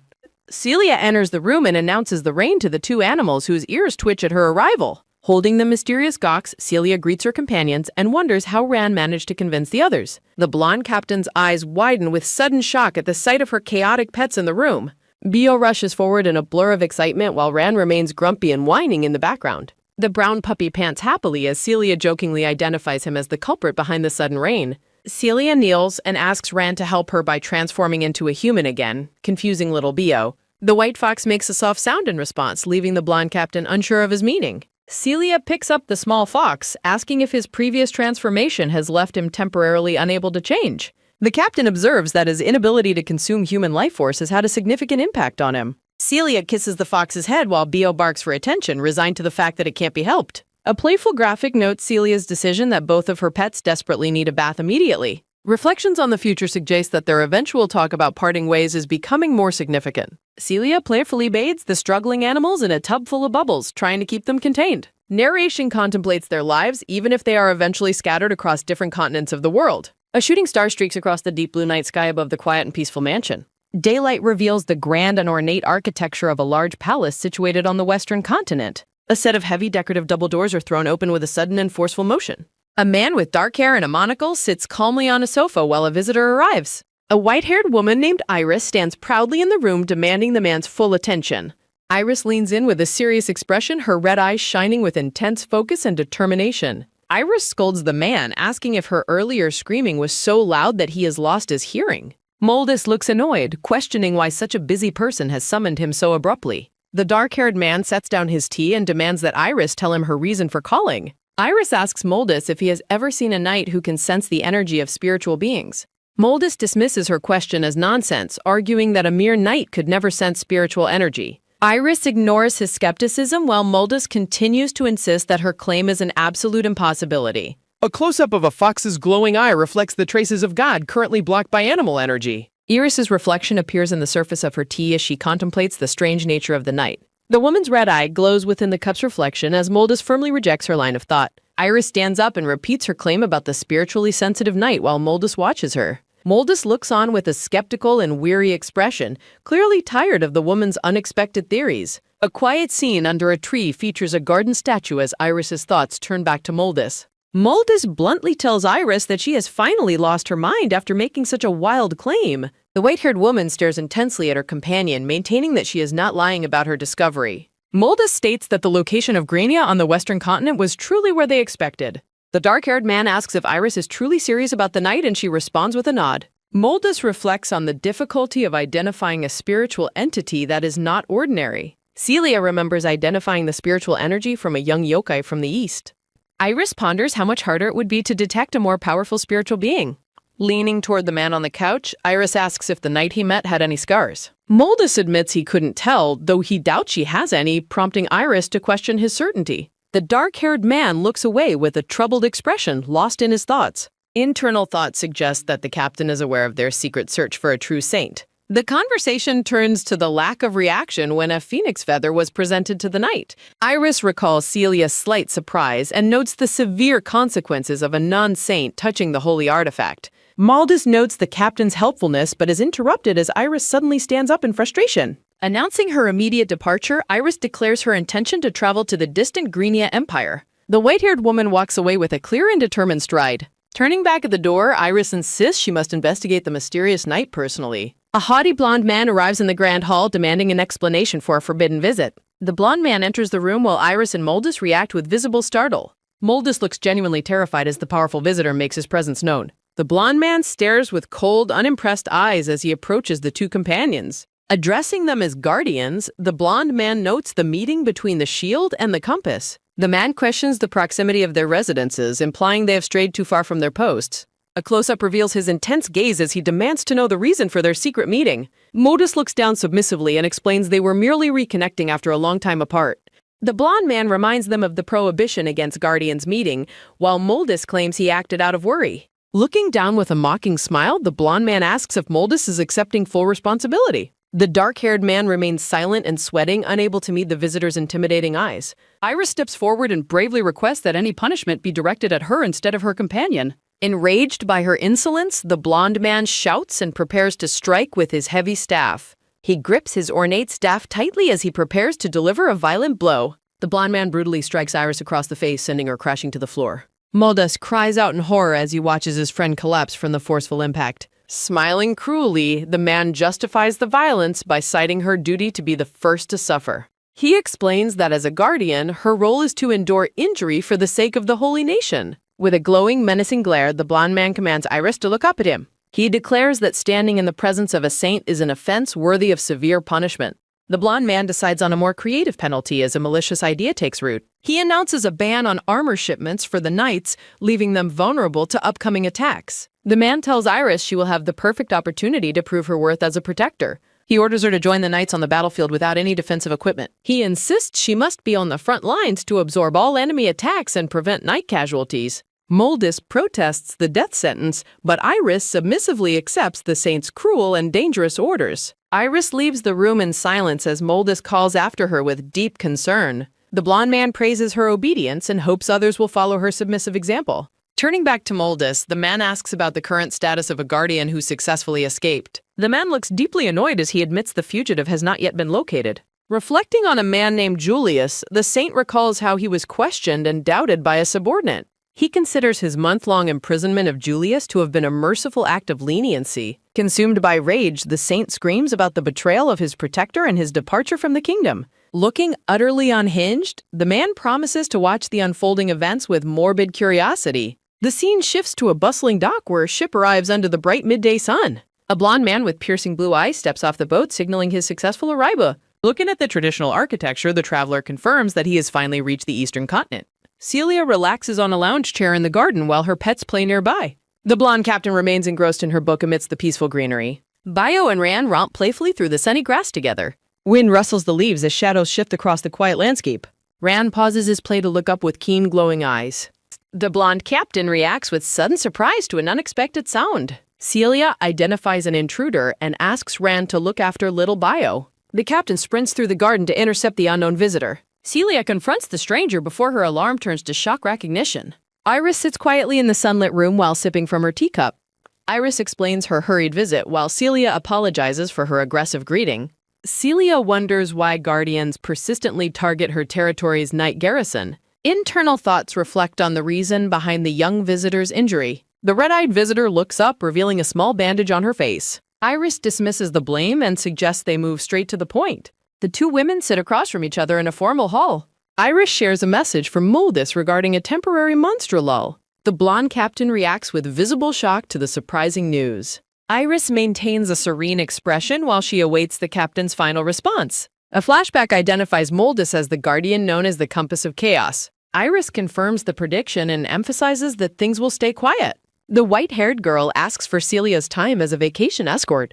Celia explains that monsters are unpredictable beings that thrive on chaos. Iris proposes a hot spring trip and offers to delegate Celia's duties. Soft floral imagery highlights the emotional weight of their private conversation. Iris explains the resort's exclusivity and begs for just one day. The visitor notes that a highly skilled vice captain can manage the garrison. Celia refuses to push her official responsibilities onto her subordinates.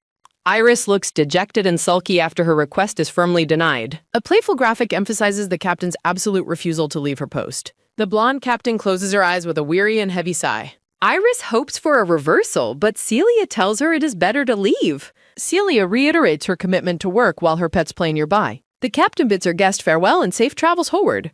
Desperate to stay, Iris suddenly lunges and grabs the blonde captain's hand. The white-haired girl stops Celia's departure with a determined, firm grip.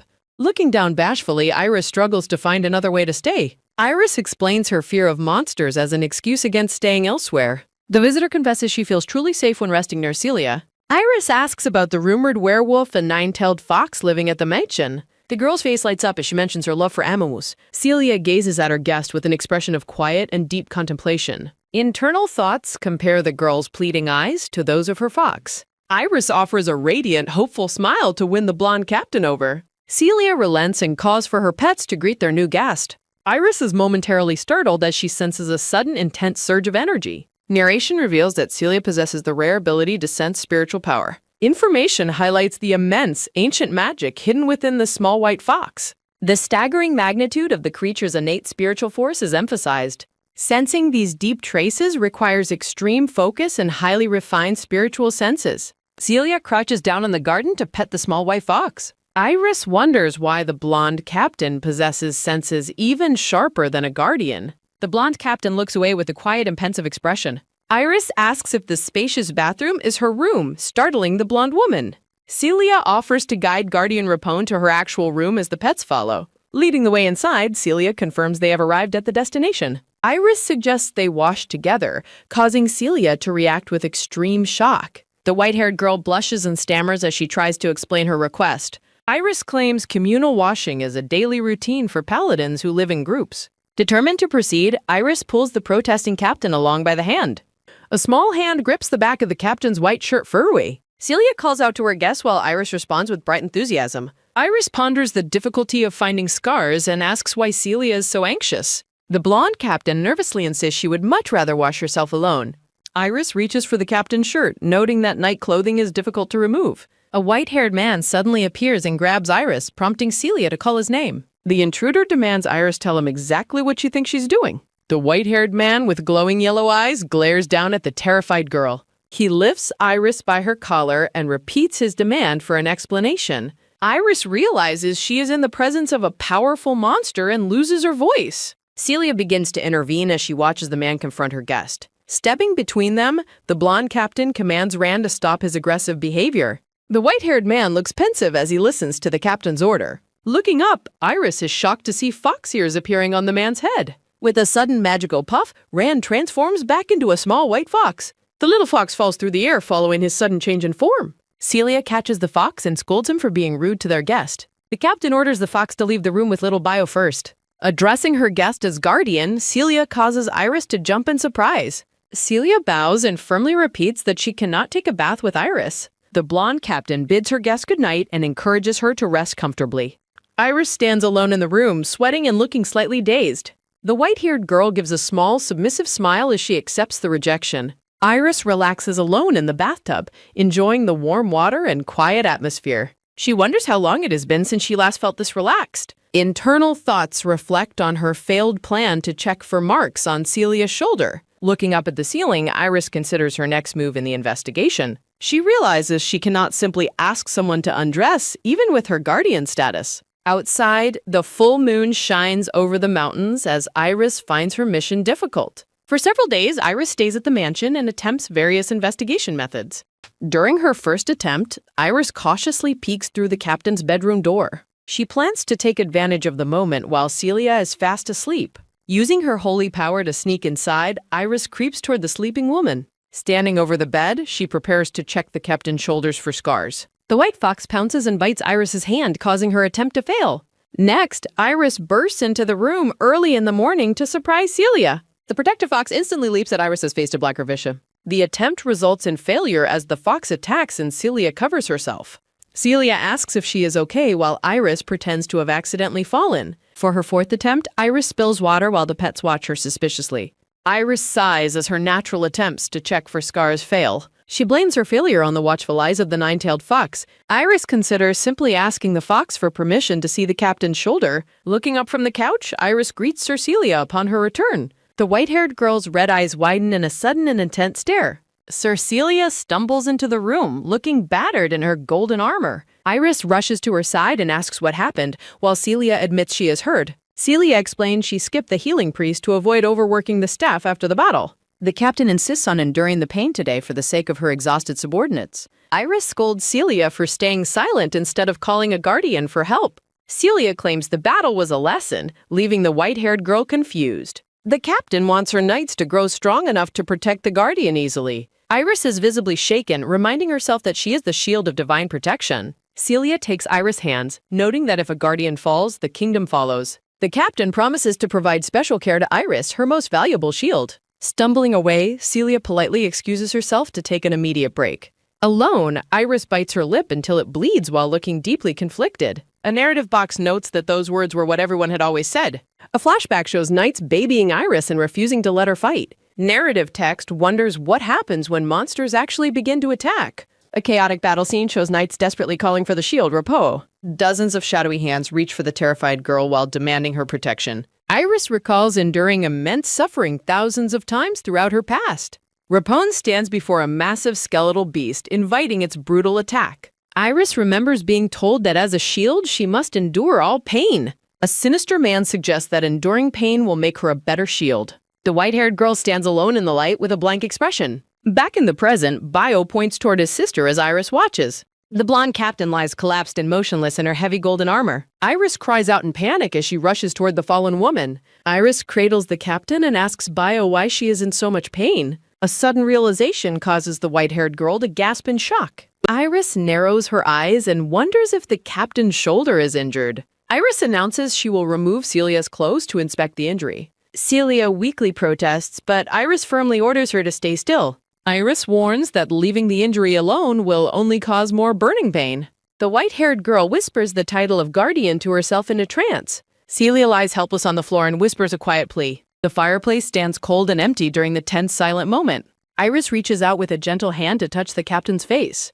Iris tells herself that whatever she discovers will be perfectly fine. The girl hunches over the captain as the air fills with glowing motes. A piece of golden armor lies discarded on the floor near the duo. Bio and the white fox watch with intense worry from the sidelines. Iris pulls back the clothing and asks in shock what she is seeing. Corrupt monster energy bursts violently from a seal on Sir Celia's shoulder. Iris quickly realizes she needs to use holy water to treat the corruption. The girl firmly grips a glass bottle filled with a glowing blue liquid. Celia screams in agony as Iris applies the liquid to the glowing wound. Iris reassures the screaming captain that the pain will soon be gone. Iris focuses her intense red eyes to begin the treatment. Under the full moon, Iris encourages Celia to endure the pain. Celia lies in bed while Iris sits nearby to help. Iris pours a dark, swirling liquid onto Celia's shoulder wound. The white-haired girl asks how Celia received such an injury. Celia screams in agony, causing the startled guardian to recoil. Rand growls protectively as Celia continues to scream in pain. Iris reassures the fox that she is helping the captive. She asks if the fox wants Celia to stop suffering. Iris resolves to identify the energy causing Celia so much pain. Narration notes the guardian discovered the curse affecting the captain. Celia reflects on avoiding treatment due to fear of the curse. Iris wonders what she said during their initial encounter. The captain recalls being unconscious and unable to hear anything. Celia groans in pain while resting under her white blankets. A tear falls as Celia struggles with her internal suffering. Lost in darkness, Celia admits she wants to run away. Her dream of escape shatters into many jagged, dark fragments. The blonde woman collapses in a void of deep despair. Celia laments her lack of friends despite having a family. She wonders what will happen if she gives everything up. A question arises regarding what Ran and Bio should do. Bio holds the white fox while looking toward his sister. Bio identifies the medicine while Ran confirms he is correct. Ran admits he lacks the energy to transform into a human. The small fox commands Bio to reach the high shelf. Bio clarifies he will use a stool to reach the medicine. The brown-haired boy prepares to step onto a wooden stool. Bio recalls Celia's instructions for using his human form. The boy reaches for the medicine bottle on the bookshelf. Ran instructs Bio to bring water and towels for Celia. The fox's golden eye glows with an intense inner light. Bio and Ran watch over their sister's unconscious form. Ran informs Bio that a final decision has been made. Bio announces he will stay in his human form permanently. He believes his human form allows him to help more. Bio vows to become stronger to protect his precious family. The white fox watches silently with a glowing yellow eye. A narrative box confirms that Bio's decision is correct. Ran reflects on the limitations of remaining in animal form. Celia remains motionless while resting under her white covers. Ran regrets being unable to wipe away his sister's sweat. The morning sun shines through the trees on a new day. Bio sleeps by the bed while Rain remains on watch.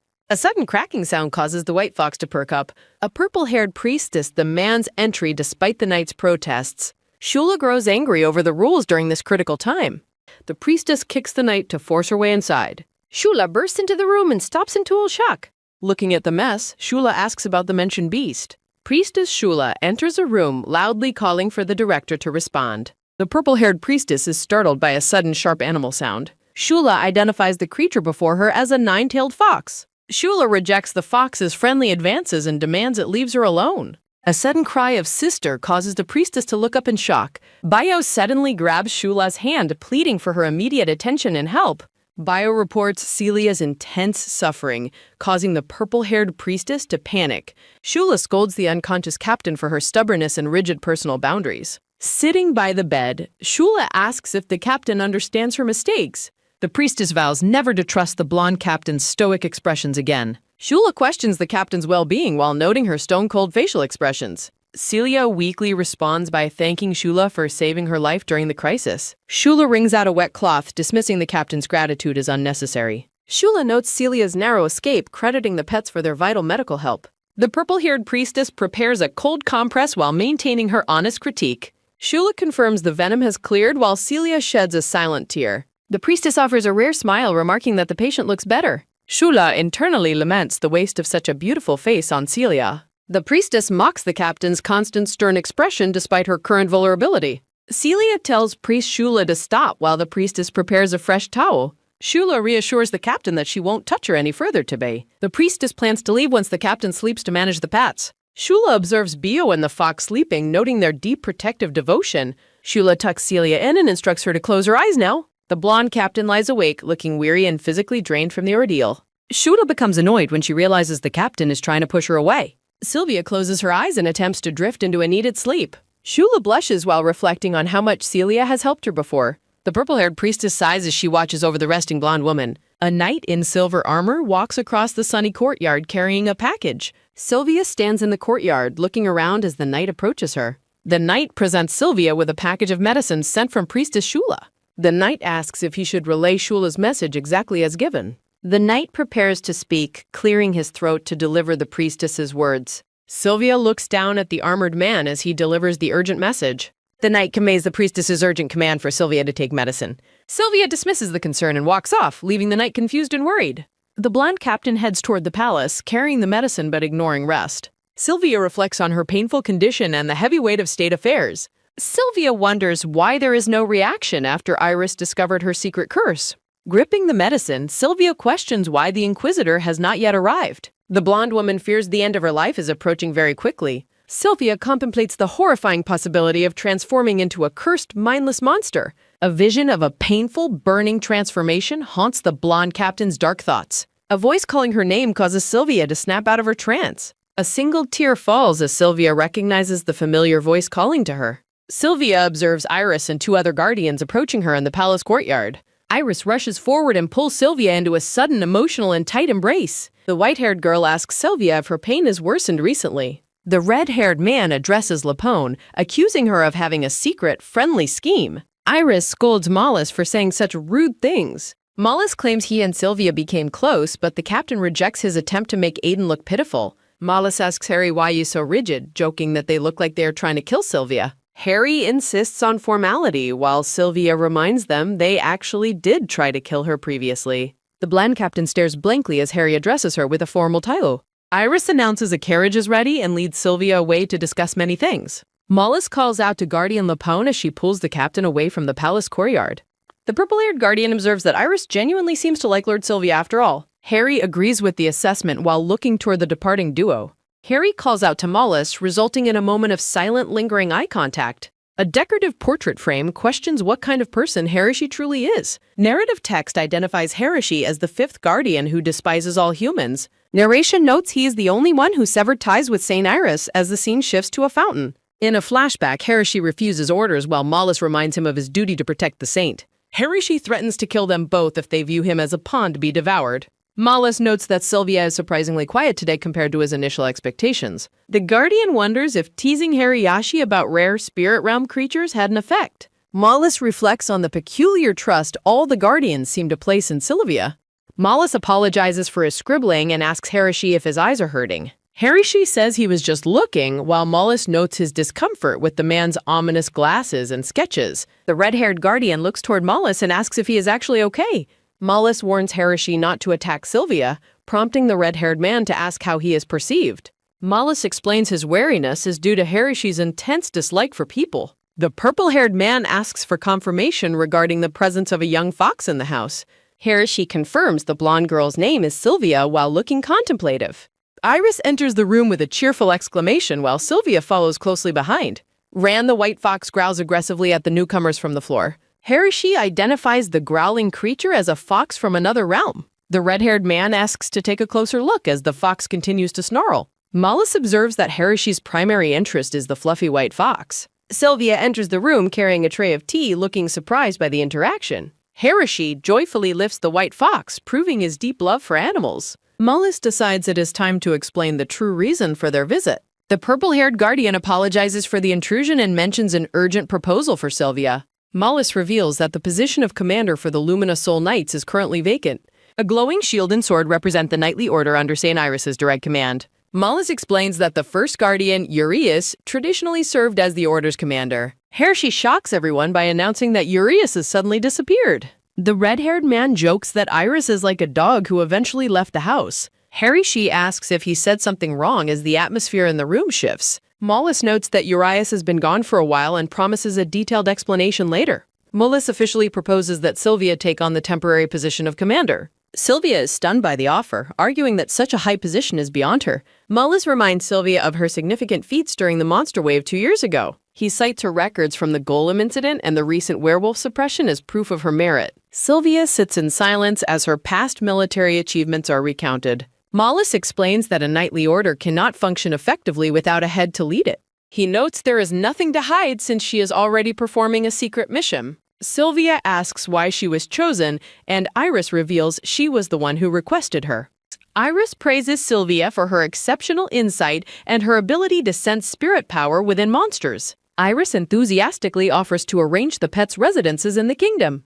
Harishi asks if the white fox's growth is slowed due to its diet. Harishi is introduced as a guardian expert in beasts and animals. Iris proposes guiding the pet's growth to avoid any future corruption. Sylvia remains silent, looking deeply troubled by the generous offer. Sylvia accepts the help but insists on personally caring for the children. Iris joyfully leaps towards Sylvia and Rand to celebrate the agreement. Mollis observes Rand's happiness while Harishi asks if everything is subtle. The sun sets beautifully over the grand estate as evening arrives. News breaks regarding Sylvia's sudden appointment as the Holy Knight Commander.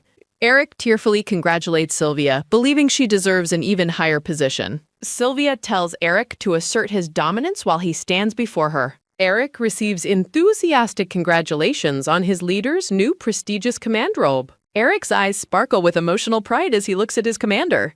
Eric offers the Silver Lion Knights assistance to the newly appointed commander. Knights weep at the door while bidding Sylvia a fond farewell. Under the moonlight, Sylvia's hand rests upon a wooden packing crate. Sylvia sighs while finishing her packing, wondering if everything is prepared. The blonde woman reflects on her unbelievable new title as Holy Commander.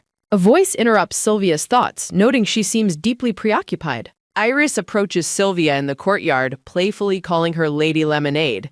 Sylvia expresses concern that her sudden appointment might face public disapproval. Iris explains the role is merely filling a vacancy left by Ulieris. Iris hands Sylvia a basket, claiming any leader is better than none. Sylvia asks if the other guardian permitted her new military appointment. Iris dismisses the other guardian as a foolish man not worth worrying over. Iris notes the man's surprising enthusiasm for the interim commander position. The white-haired girl smiles, claiming the man is very easy to manipulate. Iris tells Sylvia she only needs to follow the guardian's wishes. Sylvia mentions an old tradition about commanders leading from the front. Iris mocks the previous commander as a coward who feared the outside. A narrator notes the situation has reached a level of total absurdity. Sylvia reflects on the tiresome matter she entered to protect the boys. Sylvia stops Iris in the garden to ask a personal question. Sylvia asks why Iris remains kind despite knowing about her shoulder curse. Iris doubts the mark is a curse, calling it peculiar energy instead. Sylvia clutches her chest, still unconvinced that her mark is harmless. Clenching her fist, Sylvia remains haunted by her secret, painful past. Flashbacks recall how priests blamed Sylvia for bringing trouble to others. A past tragedy shows a child screaming after a carriage accident. Bystanders panic as they call for a doctor for the injured boy. An accusing man glares at Sylvia, blaming her curse for his misfortune. Sylvia laments that many innocent people suffered because of her presence. Iris looks shocked and confused by Sylvia's claim of harming others. Sylvia hopes her new role will prevent her from causing more problems. Iris questions if Sylvia believes her curse caused local accidents and illnesses. Iris clarifies that enemies simply use the curse to harm Lady Sylvia. A loud crash startles Sylvia, cutting their deep conversation short. Iris rushes off to check on Vio after hearing the sudden accident. Sylvia runs toward the house as the moon shines over the garden. Under the night sky, Iris asks if Harishi heard that though. Harishi confirms he did while wondering if he is overthinking things. Sylvia recalls the mark on her shoulder that causes surrounding misfortune. Narrative text explains divine punishment as the scene shifts to history. Harishi questions why Iris has not faced punishment for her assumptions. Harishi wonders why the former commander left and questions the gods. Iris expresses her deep hatred for being a force protective shield. Harishi looks down in silent realization of the girl's inner turmoil. Iris notes she still hasn't received divine punishment despite her words. Iris admits that her following request might sound completely absurd. Iris tells Sylvia she wishes the captain could become a guardian. Under the stars, Harishi notes the significance of Sylvia's first meeting. Harishi looks toward the horizon with a deeply contemplative expression. Iris notes her strange, growing affection for the blonde captain. At the Holy Headquarters, Eric protests Guardian Mortis's current decision. Eric argues that the commander position belongs strictly to Ulyrus. Mortis explains the pass is empty and he can lead effectively. Mortis acknowledges Eric's abilities while looking at him through gold glasses. Mortis claims Eric lacks the capability, making the knight feel defensive. Mortis reassures the knight while passing him in the Grand Hall. Mortis notes the position is temporary while cursing Ulyrus' mysterious disappearance. A close-up of a white glove clenching signifies an agreement. Eric observes that Sylvia's combat prowess seems to be completely inexhaustible. A vision shows Sylvia fearlessly leading her knights against a dragon. Mortis tells the knight to consider the offer and accept immediately. Mortis forbids further objections while Eric agrees to remember the order. The purple-haired guardian walks alone down the long, empty corridor. Mortis wonders if everything will be okay as he enters a room. Morning light filters through a large, decorative window in the palace. Narration suggests Rafona will handle things properly as flowers bloom outside. Iris leads Sylvia into a room full of staring silver lion knights. Sylvia looks nervous, noting the intense pressure of the new atmosphere. The knights watch Sylvia with suspicious and very cold-looking eyes. Sylvia wonders if she will actually be able to adapt here. A carriage wheel spins as a new event begins at the palace. Hands grip a silver cart as food is brought to the room. A chef asks about the food while pushing a heavy metal cart. The lid is lifted to reveal a large, perfectly roasted turkey. Iris orders the food set up while Sylvia stands nearby awkwardly. The knights look stunned and blush at the sight of meat. The knights shout in joy as the chef prepares the feast. Iris encourages everyone to enjoy the abundance of alcohol and meat. Iris claps her hands and laughs cheerfully as the banquet begins. Knights praise the high-quality meat and the Guardian's generosity during dinner. Iris announces the gathering is meant to welcome their new commander. Iris formally introduces Sylvia as the leader to the cheering group. Iris claims Sylvia admired Ulyrus since childhood, shocking the captain. Sylvia is confused by the claim of waiting for Ulyrus' return. The knights stop eating, shocked by the claim of Sylvia's admiration. Two knights jump up excitedly to welcome Sylvia after hearing the news. Sylvia looks bewildered as Iris lies to the knights about her. Sylvia blushes while Iris publicly attributes a heartfelt wish to her. Iris instructs the knights to show the new commander proper respect. The knights toast enthusiastically to their duties and the former commander. Sylvia realizes she is starting to feel comfortable with her subordinates. Standing together, the blonde commander and white-haired guardian share a drink. Sylvia drinks deeply, finding the atmosphere surprisingly positive and welcoming. Iris notices Sylvia's hesitation and asks if the banquet feels awkward. A close-up reveals Sylvia's striking green eyes filled with quiet apprehension. The white-haired guardian beams with a bright and joyful expression. Sylvia feels a wave of gratitude for being accepted by the group. Moonlight illuminates the grand and peaceful architecture of the Holy Palace. Vio is thrilled to show Sylvia their new kingdom living quarters. Vio excitedly explores the estate while Sylvia follows closely behind him. Rand playfully scratches at the floor of their luxurious new home. Sylvia scolds the white fox, telling him to stop being destructive. Picking up Rand, Sylvia prepares to inspect the second-floor bedrooms. The blonde woman pauses as a sudden, serious thought crosses her mind. The interior of the royal chamber stands silent and elegantly decorated. An unknown man contemplates the drastic decision to appoint a new leader. Sylvia is startled out of her deep thoughts by a sudden realization. Looking downward, the commander struggles with a heavy internal burden. A view through the window suggests that a confrontation is imminent. A metaphorical scale weighing two paths appears before an indecisive mind. Vio surprises Sylvia by asking her to teach him formal swordsmanship. Sylvia agrees to the request, noting his past interest in combat. The blonde woman reflects on how much Vio has recently matured. A close-up captures Sylvia's focused and slightly melancholy gaze. Vio clenches his fists, determined to become a strong protector. A conversation about potential dangers echoes through the grand chandeliered hall. Vio insists on accompanying Sylvia every time she leaves the palace. Sylvia argues that Vio's powerful aura makes him impossible to hide. Vio claims the red-haired guardian gave him permission to stay out. A memory shows Harishi relaxing with the animals in the woods. The boy hugs Sylvia tightly, refusing to stay behind at home. Sylvia closes her eyes, exhausted by the boy's relentless clinginess. Vio cheers loudly after receiving permission to follow under strict conditions. With wolf ears visible, Vio celebrates his victory with a huge smile. Wispy clouds drift across a brilliant clear blue daytime sky. Knights are amazed to see the legendary pets in the courtyard. The wolf and fox wool around happily in the lush grass.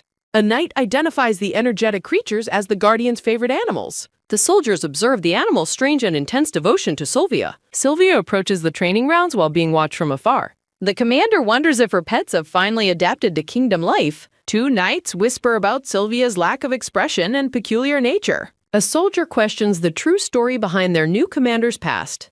A close-up shows the detailed silver armor of the watching knights. Sylvia catches the knight slacking and demands to know their business. A knight reacts with pure shock after being caught gossiping. A black-haired man in white armor looks ahead with a stern expression.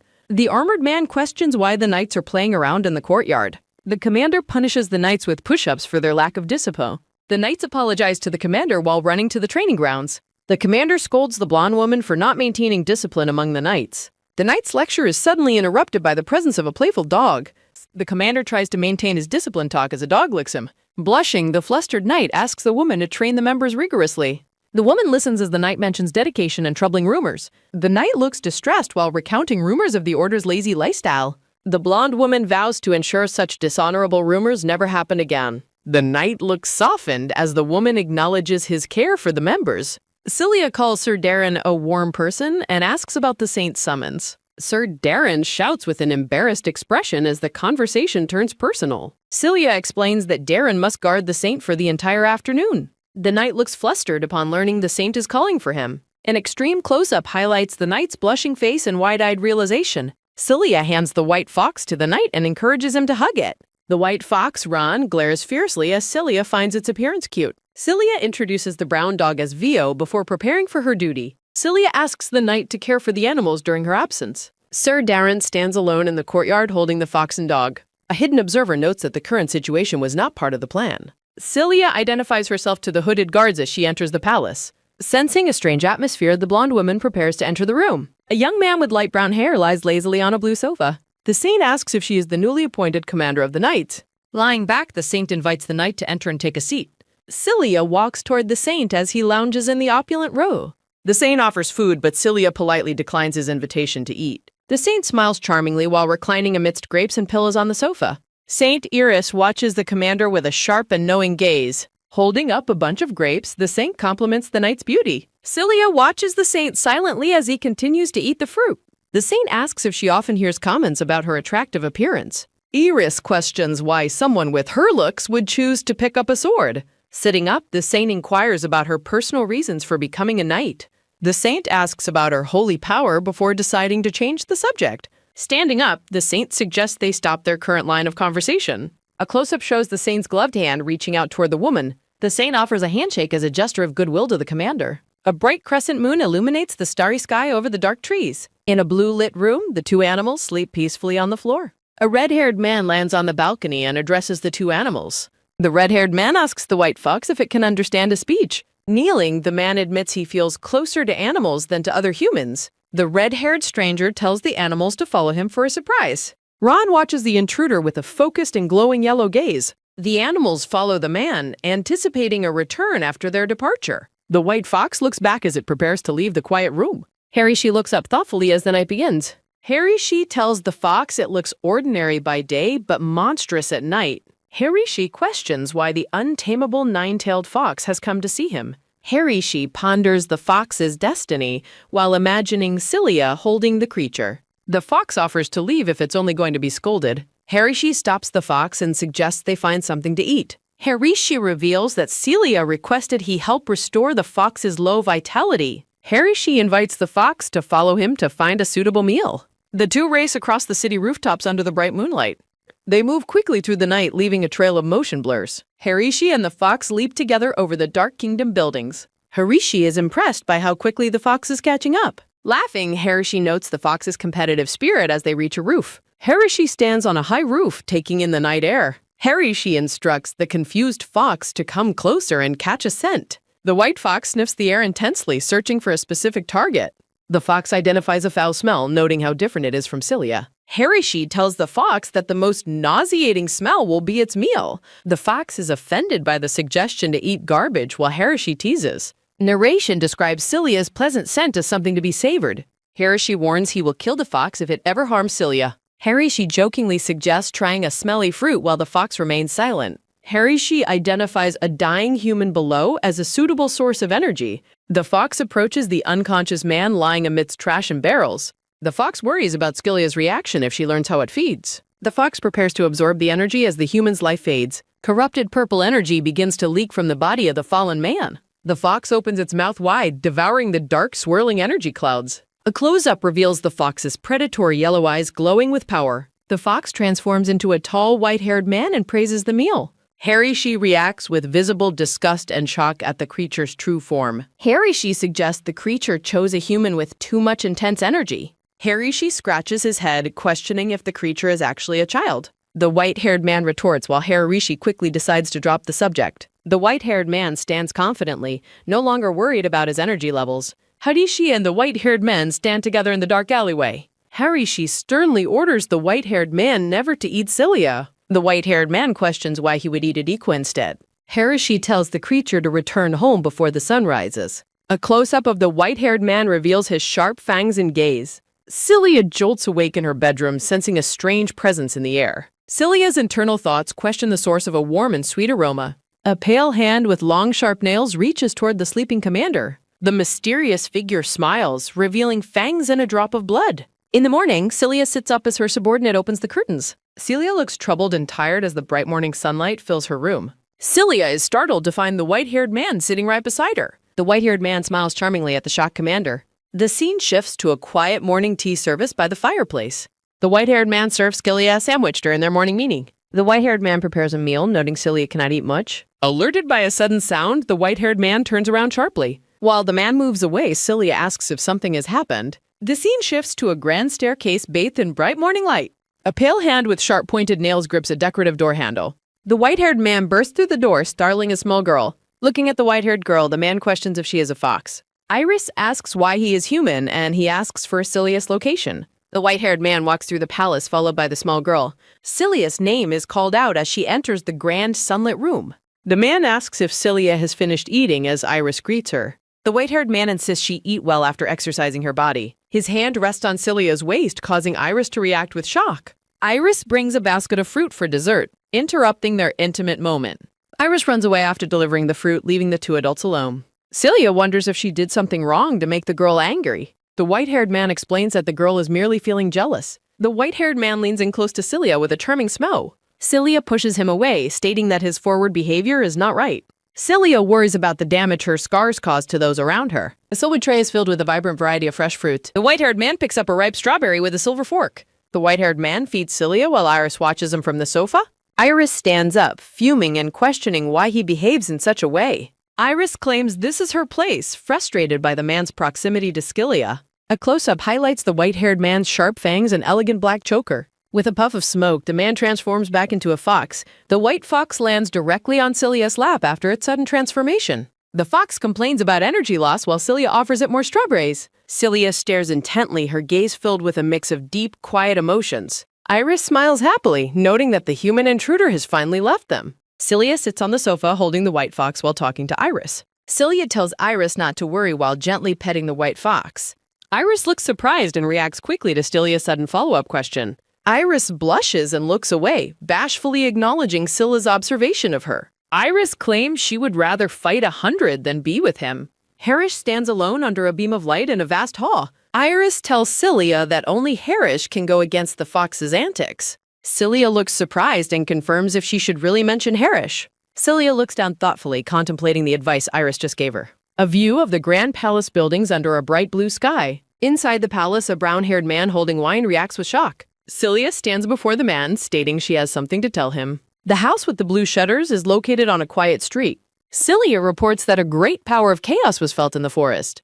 A close-up shows a stained glass window depicting a holy religious scene. The man orders the immediate dispatch of the Luminosol Knights to the forest. Ready to get started? Just tell me what you'd like me to read. The brown-haired man repeats his order to dispatch the Luminosol Knights immediately. Celia shouts a firm refusal in response to the man's command. Saint Iris asks Celia why she does not want to dispatch the Luminosol Knights. He questions if she lacks concern for the dignity of the knights, while Celia reflects silently. The brown-haired man looks on with a bored expression while drinking a glass of wine. Celia shocks the saint by mentioning she heard he purchased the residence of the Luminosol leader. The brown-haired man reacts angrily, asking if she is mocking his extravagant behavior. Celia tries to address the saint while he maintains a fierce, red-tinted gaze of anger. Celia asks if he spent his time attempting to spread the prestige of the knights. The brown-haired man stares intensely, deeply unsettled by the expression Celia just made. Celia explains that rumors in the Holy Kingdom suggest the Luminosol Knights are lazy good-for-nothings.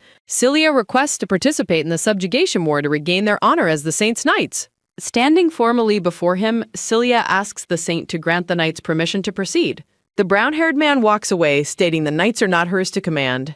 Standing before a stained glass window, the saint angrily asks how Celia dares to question him. The brown-haired man stares intensely with glowing golden eyes and messy brown hair. Celia stares back with a firm and determined expression in her vibrant green eyes. The brown-haired man reaches out his gloved hand and grabs a bottle of red wine. Celia takes the bottle and asks to serve the saint well to prevent further rumors. In a glowing haze, Celia wonders if the saint really believes he is the real saint.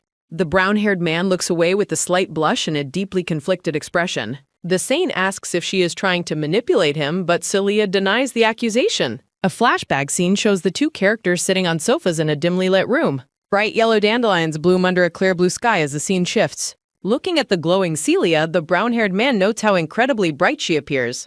Celia mentions that if the knights are dispatched, Guardian Harish will also join the mission. The brown-haired man reacts with visible surprise and suspicion at the mention of Harish. Celia acknowledges his worry about Harish leaving, but the saint abruptly orders her to go. The saint shouts for her to take that bastard with her wherever she wants. Turning his back, the brown-haired man states this is the only time he will listen. The saint dismisses her, ordering her to get out and not disturb his rest further. The black-haired man slams his hands on the desk, shouting in shock at the dispatch news. The black-haired man asks Celia how she managed to deal with the saint.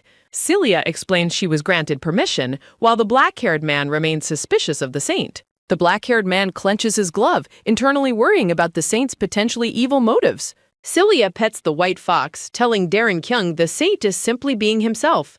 Celia explains that the saint often dismisses difficult problems, which she believes is happening now. Celia assures Darren Kyung she will deal with any consequences herself while the fox listens. The black-haired man acknowledges her words and prepares to leave the office. Celia leans back in her chair with an exhausted sigh after the stressful meeting. Celia acknowledges Darren Kyung's worry while the white fox makes a curious sound. Celia admits she wants to step down as leader quietly without provoking Iris further. Outside the palace, a group of knights complains about high-ranking people just eating rice. Celia contemplates her involvement with the Guardians and the visibility of her soul bond. Celia reflects on Lapone's words that her condition is not a curse. Celia notes she must establish her position while a large brown fox looks on. Celia turns away, internally asserting that she is not a monster.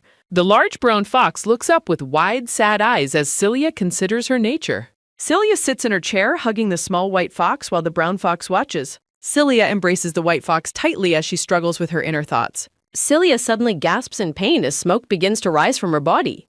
Darren Kyung rushes to catch Celia as she collapses, crying out for her in alarm. The foxman asks Celia what's wrong as she tries to reassure him. Celia's hand trembles on her chair while the foxman insists it's not okay. The foxman notices Celia is crying as she stands up from her seat. Celia heads for work while the foxman asks where she's going. Celia looks back at the foxman and repeats that she is okay now. Celia offers to let Rand rest, but the foxes insist on coming along. Celia and her foxes meet knights who are excited about her recent fight. Narration notes the knights were unaware of Celia's fiery temper.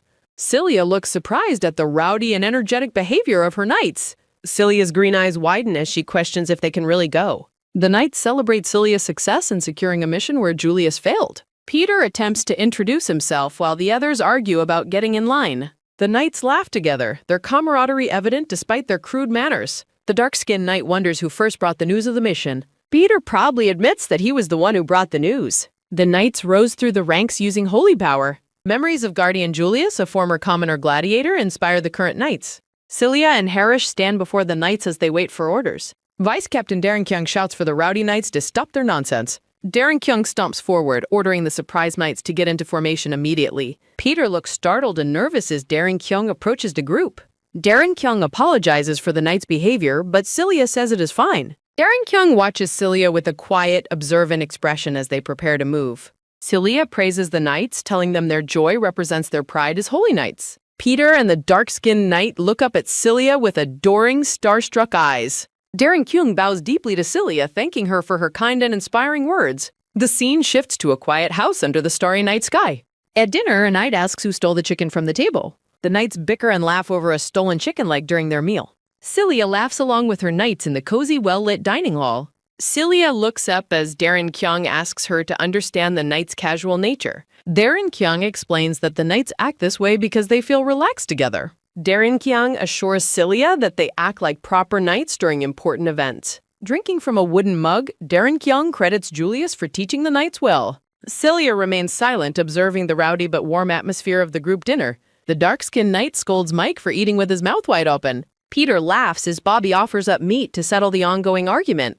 Objects fly as Darren Kyung notes childhood habits are difficult for the knights to correct. Darren Kyung believes Solo loves the knights specifically because of their honest, unrefined nature. Darren Kyung calls the group a family despite the food flying through the air. Celia smiles, adding that Solo loves people who are honest with themselves. Text warns against fooling oneself, deceiving others, or lying as night falls.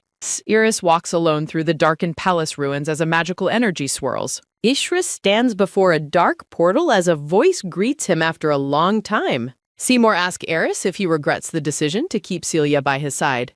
Ithris states he never regrets obeying Seymour, regardless of how nauseating the task. Seymour reminds Iris that the path of a saint is riddled with thorns. Seymour notes how lonely it must be for Iris among those without sight. Iris admits he is furious, but will gladly endure the pain for the saint.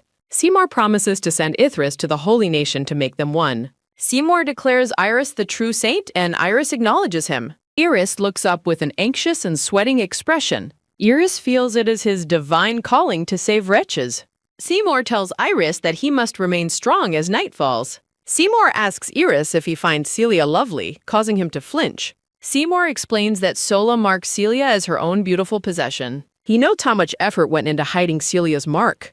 Seymour orders Iris to pull himself together as a saint. Seymour warns of a cruel calling and asks if Ithris is ready. Seymour smiles, asking Ithris if he can actually kill Celia. Seymour notes guardians surrounding Celia and her strange inability to die.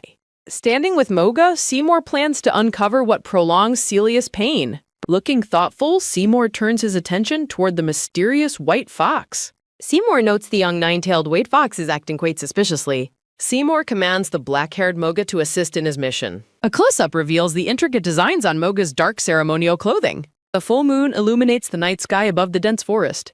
A white foxtail flicks as someone wonders where she is. Bio asks the white fox if Celia went out to drink. Barrow asks the white fox if Celia has ever drank before. Bio mentions Celia forbid him from drinking because of his age.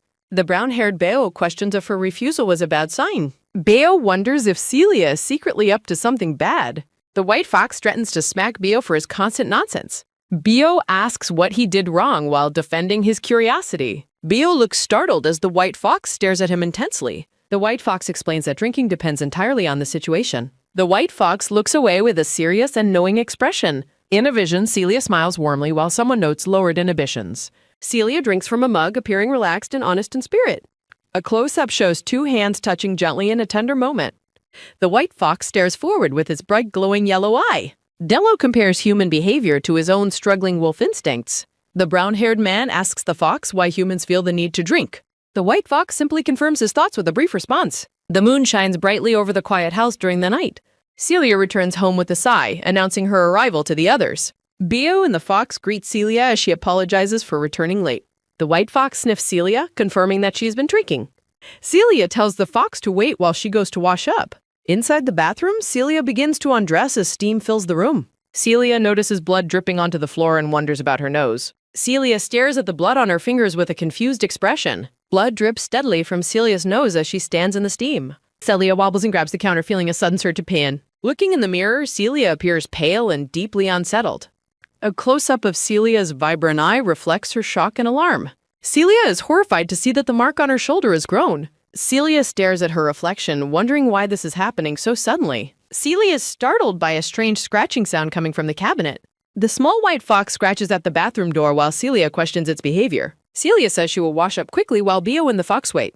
Beo sniffs the air, noting a sweet scent he identifies as Celia's blood. Beo suggests it might be her cycle, but the fox notes she isn't on it. The white fox perks its ears and tells Beo to be quiet.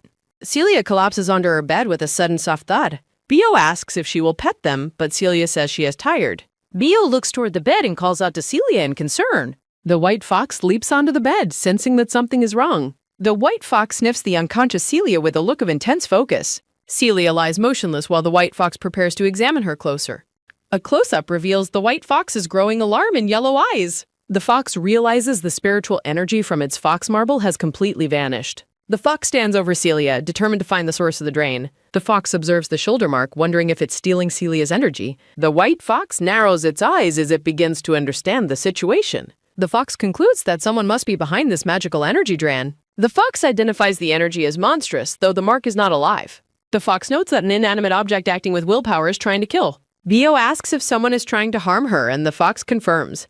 The white fox senses something else and thinks to itself in alarm. Bello's eyes glow as he vows to kill whoever is responsible for this. Bello begins to lose control, growling about ripping the enemy to shreds. The white fox orders Beo to calm down, but he angrily refuses. The fox reminds Beo that they must save Celia's life before she dies. The white fox asserts it can fix this and hops off the bed. The small white tusk steps firmly on the floor as the fox departs. The fox tells Beo to protect Celia before leaping out the open balcony. A streak of light flies across the night sky away from the palace. A silver-haired man appears in the room, surprising the waking Beo. The silver-haired man announces his return to share energy with the dying Celia. The silver-haired man leans over Celia as she lies pale on the bed. The man tells Beo to close the doors to contain the spiritual energy. The silver-haired man reaches out and gently tilts Celia's chin upward. The man's hand firmly but tenderly grasps Celia's face as he leans in. The man thinks of her delicious smell while preparing for the energy transfer. A memory shows a man with red hair discussing the aroma of people. The fox reflects on how such energy can corrupt a soul immediately. The man struggles with his hunger for her energy even in this crisis. The silver-haired man kisses Celia to begin the transfer of spiritual energy. Light glows between them as the man presses his lips to hers. A close-up captures the moment of contact during the magical energy transfer. A brilliant blue orb, the fox marble, appears as the energy shifts. The man transfers the energy slowly, holding the glowing marble in his mouth. He focuses intensely on controlling the energy without breaking the fragile fox marble. Celia's fingers twitch as the infusion of spiritual energy begins to work.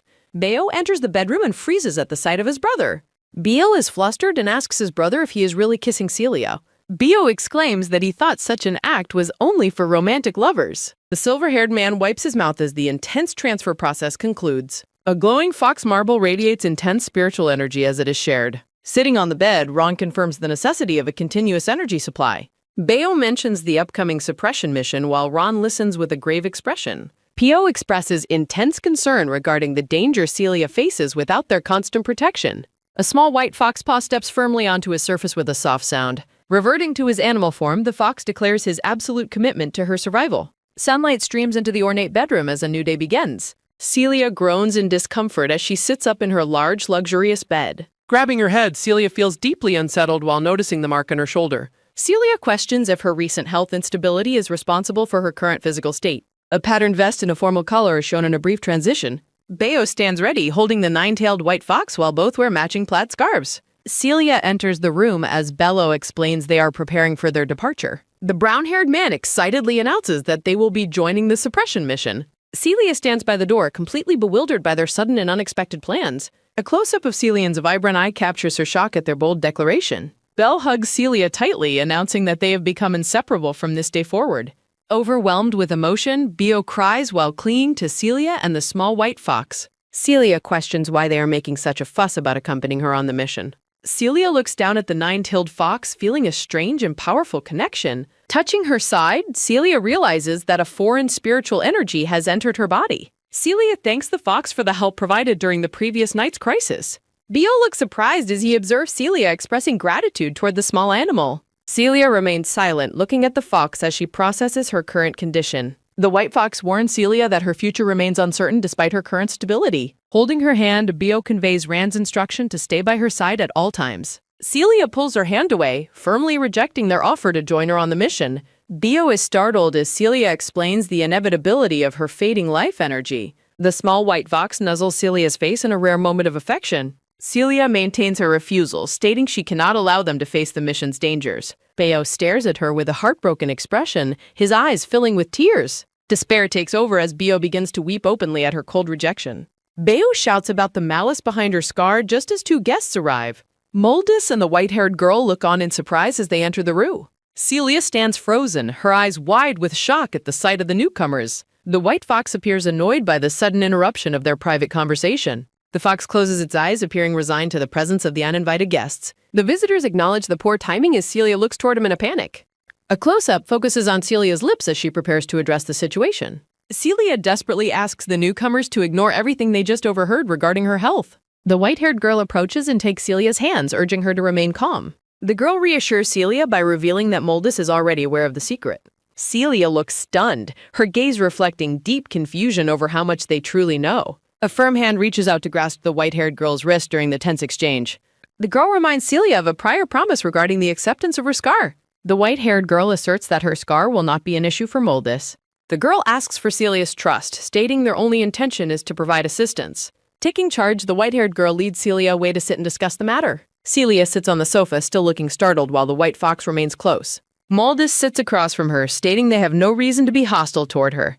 The white-haired girl shows Celia a sample of her dark energy. She explains Moldis sent the sample to the magician's tower. Celia asks about the energy source, and the girl firmly denies it. The girl reassures Celia that her existence remains safe from the tower. Moldis asks if Celia is ready to hear the tower's results. Moldis begins explaining the true nature of the mark on her shoulder. A close-up of Celia's vibrant eye captures her shock at his words. Moldis reveals that the mark is not a curse but chaos. He explains mana explosions occur when magicians misuse their powers. He describes how mana naturally maintains order within the world. Artificial magic use entangles mana, creating a chaotic and unstable structure. Once the entangled structure reaches its limit, it becomes volatile. The resulting imbalance causes a massive and violent explosion of mana. A blinding pillar of light marks the location of the explosion. The remnants left behind at the site are called pieces of chaos. Celia asks if this chaos is the same as monster-spawning portals.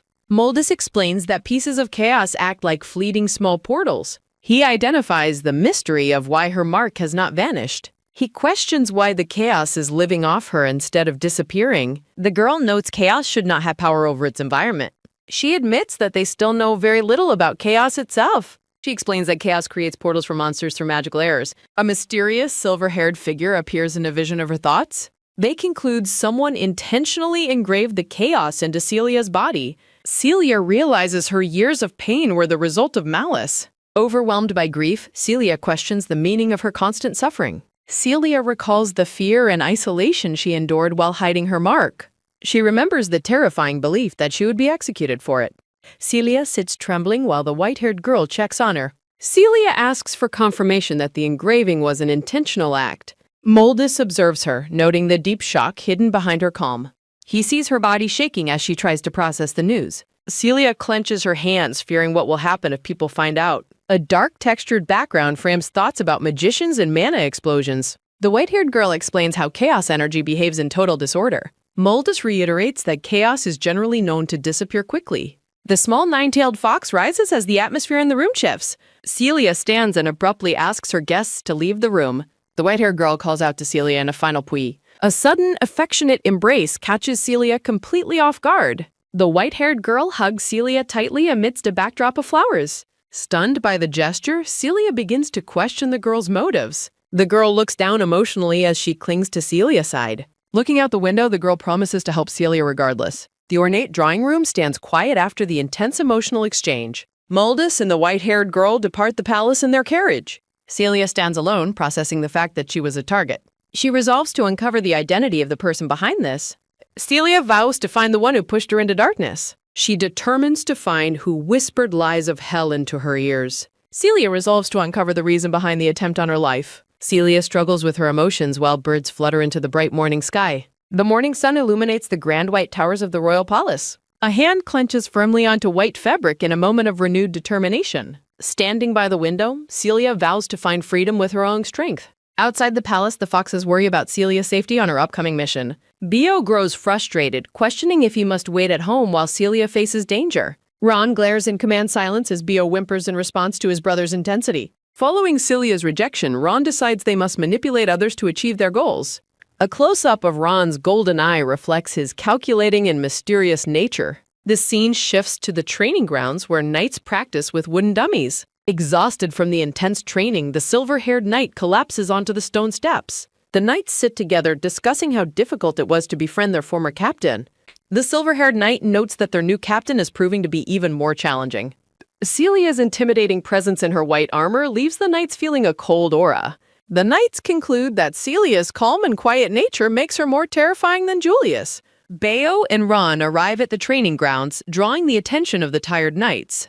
The knights are immediately charmed by the docile and well-behaved appearance of the foxes. An orange-haired knight embraces the large brown fox, finding his fur incredibly soft. Another knight affectionately nuzzles Ron, unaware of the small fox's actual nature. Bio sniffs the air intently, attempting to recall a specific scent from his memories. Excited by their cuteness, an orange-haired knight lifts Bio and suggests taking them home. Looking on from the steps, the silver-haired knight wonders if taking them is wise. Ron looks up with a sharp gaze as the situation begins to escalate.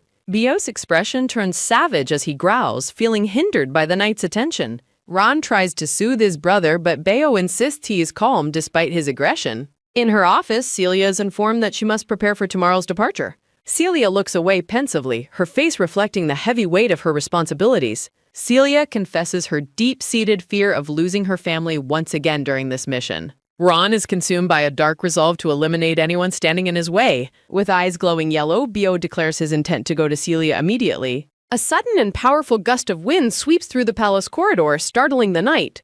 The silver-haired knight narrows his eyes, sensing a strange and dangerous energy in the air. He spots a purple-haired girl in priestess robes standing near the large palace doors. A close-up of the girl reveals her shock as she recognizes the creature before her. An outburst of anger echoes through the hallway, directed at the foolishness of humans. Bayo appears increasingly menacing while still being held by the unsuspecting orange-haired knight. With teeth bared, the fox demands to be released from the knight's grasp instantly. The atmosphere thickens with tension as a sudden transition marks a shift in the scene.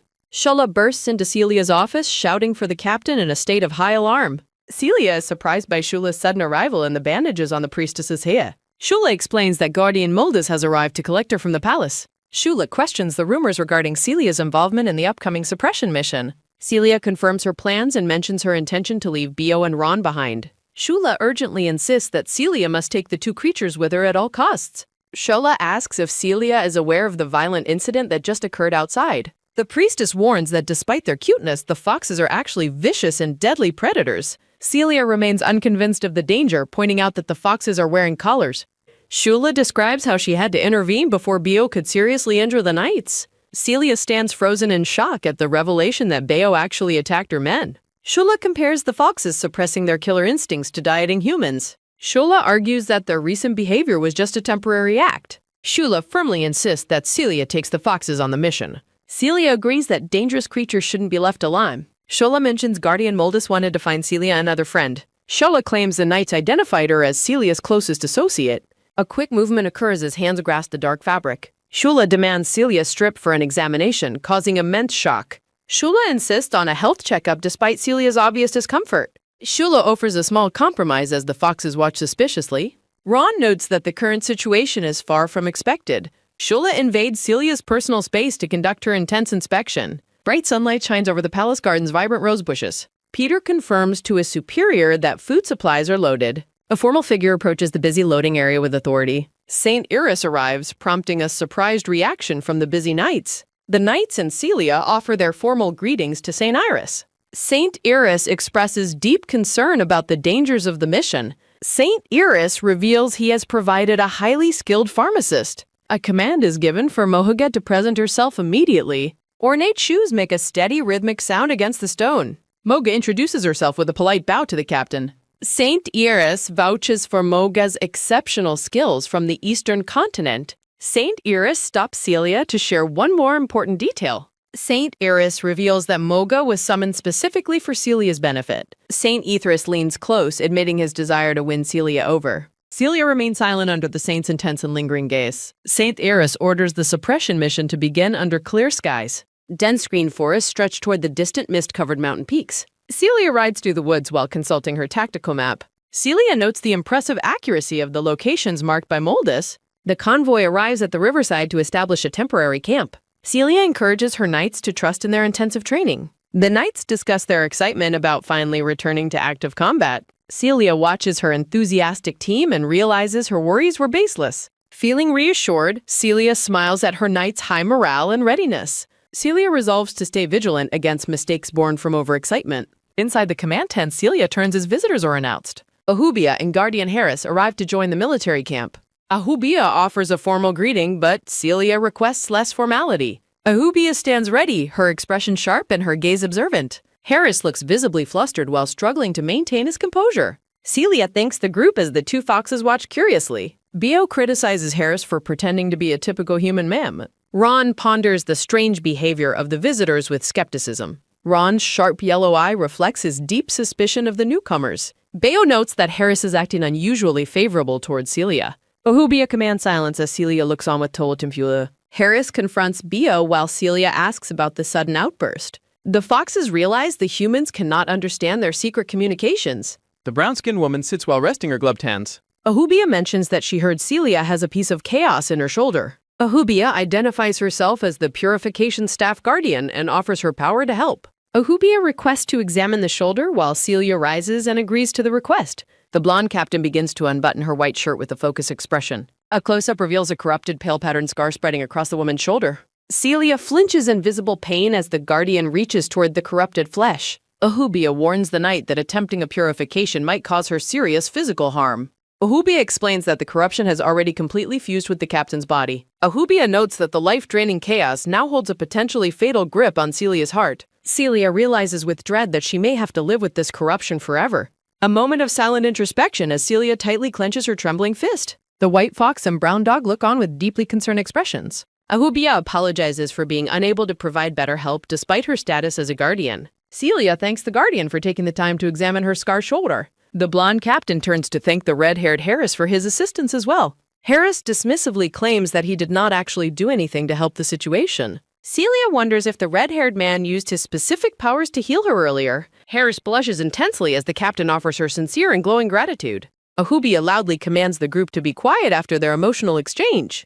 Celia rebuttons her white shirt after the physical examination concludes. The dark-haired guardian looks surprised at the captain's sudden and unexpected change in tone. Celia notices that the guardian cannot stop staring at the two animal companions. Celia asks Ron and Bayo if they are willing to stay behind with Ahubia. The blonde-eyed offers to let the blushing guardian hold the white fox. Ahubia asks if she is truly allowed to hold the creature, as Celia confirms. The small white fox curls up comfortably in the guardian's gloved hands. Ahubia is charmed by the fox, noting that he feels as soft as cotton candy. Celia announces she is leaving for a moment to visit her night order. Ahubia panics and asks if she must really look after the animals by herself. Looking back, the blonde captain confirms that the guardian is capable of the task. Celia encourages her friends to relax and enjoy their time with the companions. The white fox gives the guardian an affectionate and friendly nuzzle against her cheek.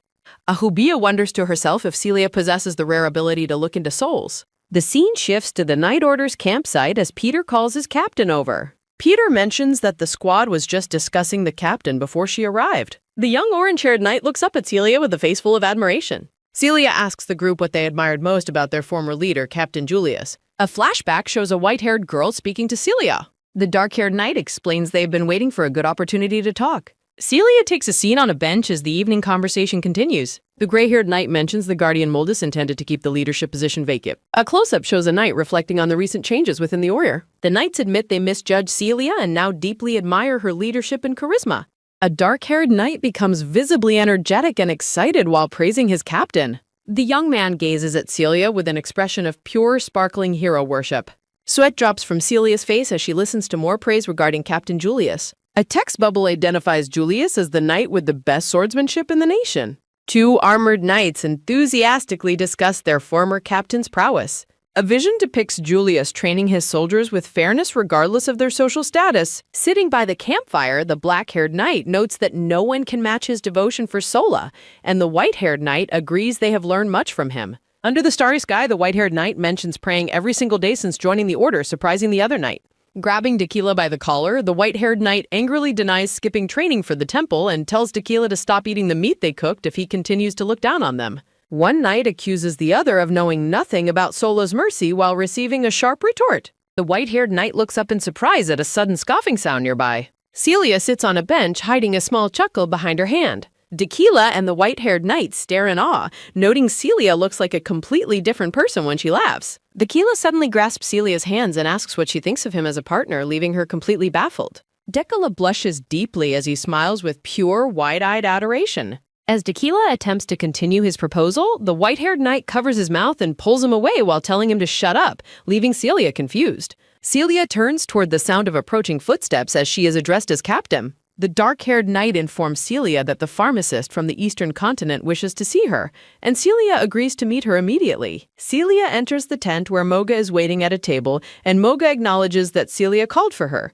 Moga explains that since the mission begins tomorrow, she wants to take Celia's pulse today because St. Everus mentioned she looked unwell and requested a herbal tonic. Dismissing the concern, Celia begins to leave, stating there was no reason for Moga to follow them on the mission for just a pulse check. Moga explains that Eastern and Western practices differ, and she needs more information about Celia's condition, such as comparing her pulse at peace versus after a battle, prompting Celia to sit back down. Reaching out her hand, Moga requests Celia to give her her hand while butterflies flutter through the air. Celia observes Moga closely, thinking that she has a bad feeling about the situation, despite Iris being the one who sent her. As Mogul's pale hand remains extended, Celia continues to struggle with her intuition of impending danger. Moga asks if Celia is upset about being summoned at such a late hour, causing Celia to flinch. Apologizing for wasting time, Celia places her hand in Moga's across the table. As Moga takes her wrist, Celia notes the pharmacist's hands are surprisingly soft and she could easily be mistaken for a noble lady. Moga claims Celia's pulse is so weak it could stop at any moment and insists on checking the very foundation of her power.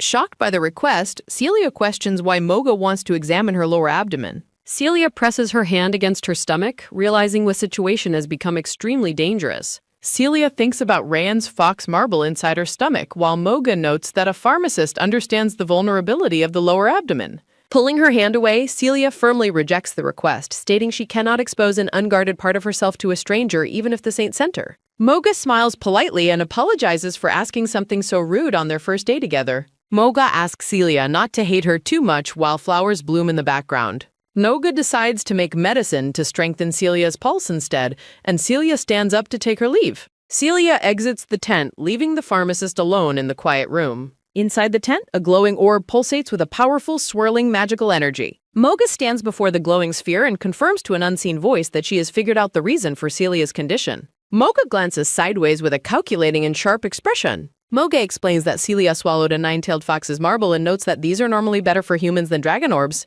A shocked St. Eurus listens as Moga reveals Celia is currently immortal and will not die regardless of how much her spiritual energy is drained. Moga explains that Celia will live as long as the nine-tailed fox is alive because she swallowed its marble. Eurus asks how he can kill her, and Moga replies that he must make her spit out the marble or kill the fox. Iris reveals that Seymour wants the nine-tailed fox to die after it becomes a mystical creature. A close-up of Iris' eye reveals his determined and cold gaze as he tells her not to worry. Mocha mentions she has thought of one method, prompting Iris to urgently ask what it is. Mocha notes the fox has very strong monster power despite being a baby and suggests they can take advantage of that fact. A majestic white nine-tailed fox stands amidst a backdrop of ethereal blue light.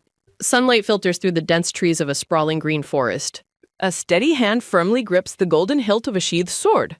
Celia commands the group to follow her into the forest while instructing the medics to stay behind, and they respond with formal compliance.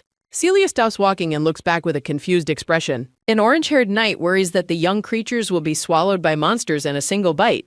The orange-haired knight states his intention to take the fox and wolf with them. The knight is shocked to see Guardian Harris arriving with the white fox and brown wolf in tow. Celia orders the squad to stay alert as they prepare for their journey. Celia leads the knights and animals through the sun-drenched forest trail. A suspicious rustling sound emanates from the thick foliage ahead. A massive green slime monster suddenly looms over the armored Dame Tequila. Someone really needs to tell the slimes that personal space is a thing. Tequila slashes through the slime while warning the captain of a horde. Celia commands the squad to split up and locate the chaos portal. The knights fight against the slimes while another warrior assists Tequila. Tequila successfully finds the location of the enemy's dimensional gate. A warning is issued about the portal's dangerous and powerful suction force. Ahubia steps forward to handle the portal, ordering others to kill monsters. Ahubia focuses her power while preparing a finishing strike with her staff.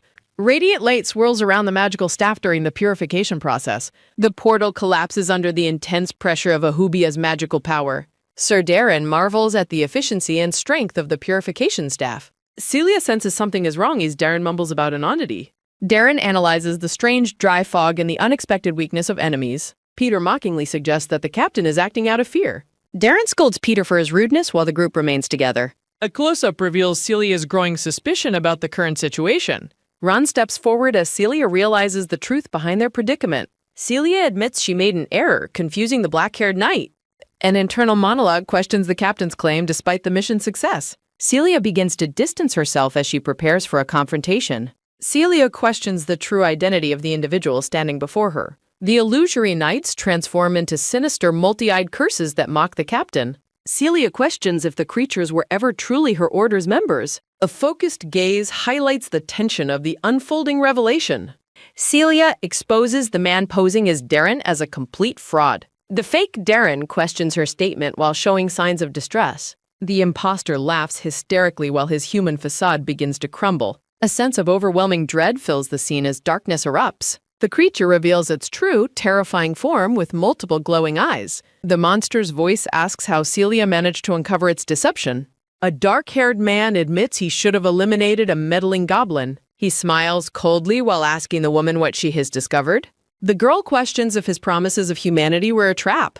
She clenches her fist, suspecting a plot to kill the unconscious Daewoo. The man smirks while confirming her suspicions about his hidden knowledge. He confesses his plan to kill Daeung, shocking the young woman. He explains his reasoning for wanting her to return to the temple. The man claims his lies were for her sake and not personal. The girl angrily questions his justification for lying about her desires. She rejects his logic, insisting on finding an alternative way to save Daewoo. She expresses fury at the idea of harming others for her benefit. The girl tends to the struggling Daewoo as the man watches silently. The man states that there is still a chance to save them. A bright aura surrounds the girl as he says Daewoo can live. He asks about the timing of the fox bead's placement within Daewoo. He suggests that removing the bead now will save the dying ma'am. The girl recalls the goblin's warning about the risks of the procedure.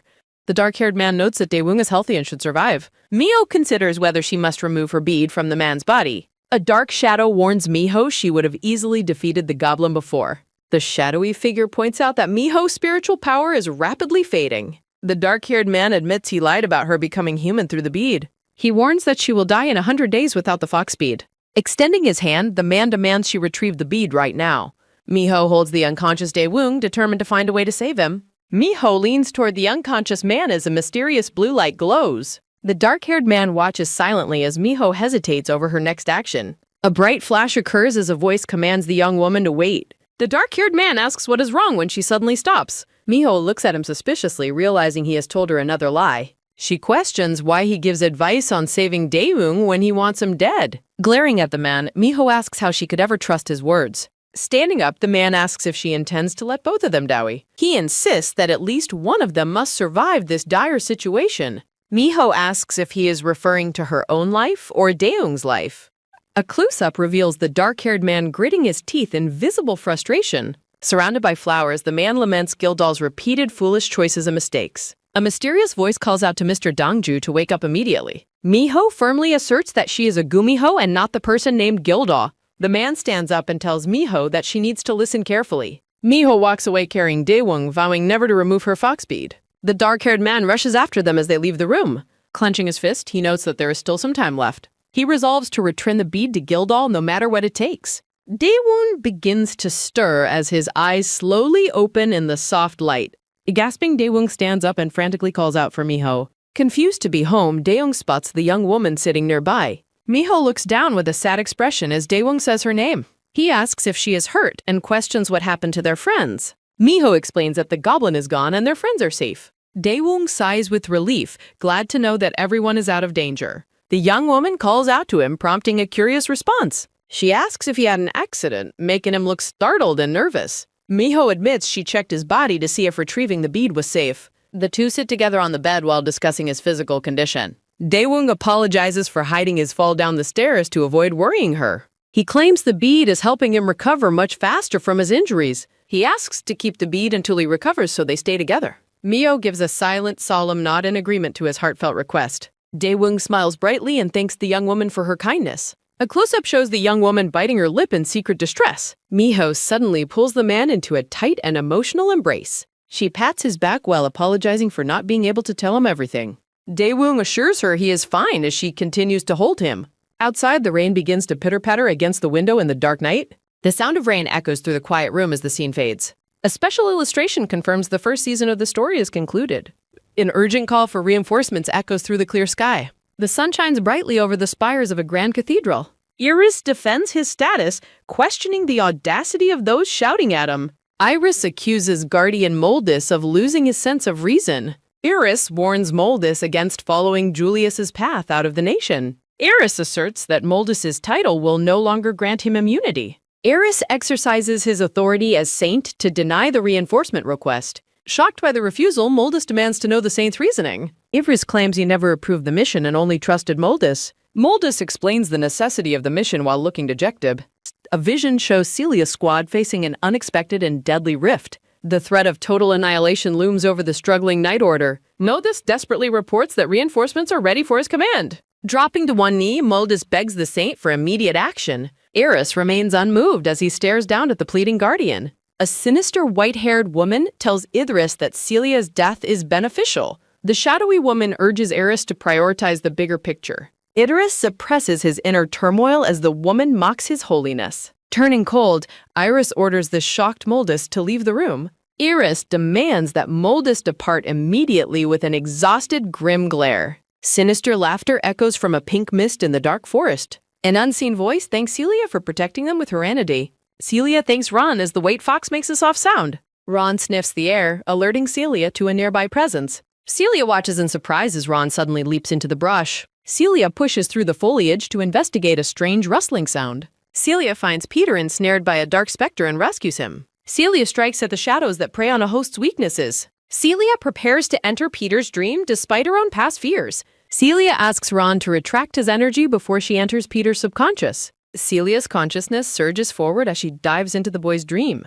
Celia's eyes snap open as she arrives in a dark world. Celia finds herself in a grim slave market filled with captives. Celia begins searching through the dark market for the missing boy. The blonde knight pauses as she hears voices nearby. Celia watches from the shadows as a trader talks to a customer. Peter sits tied up and exhausted on the cold stone floor. The trader brags about finding a boy with an innocent appearance. The trader and a woman in green discuss Peter's cruel history. Infuriated by their words, Celia grips her sword and prepares to intervene. Celia interrupts the transaction, commanding the captors to stop their activities. Drawing her sword, Celia faces the shocked slave trader and customer. The trader orders his armed guards to kill the blonde intruder.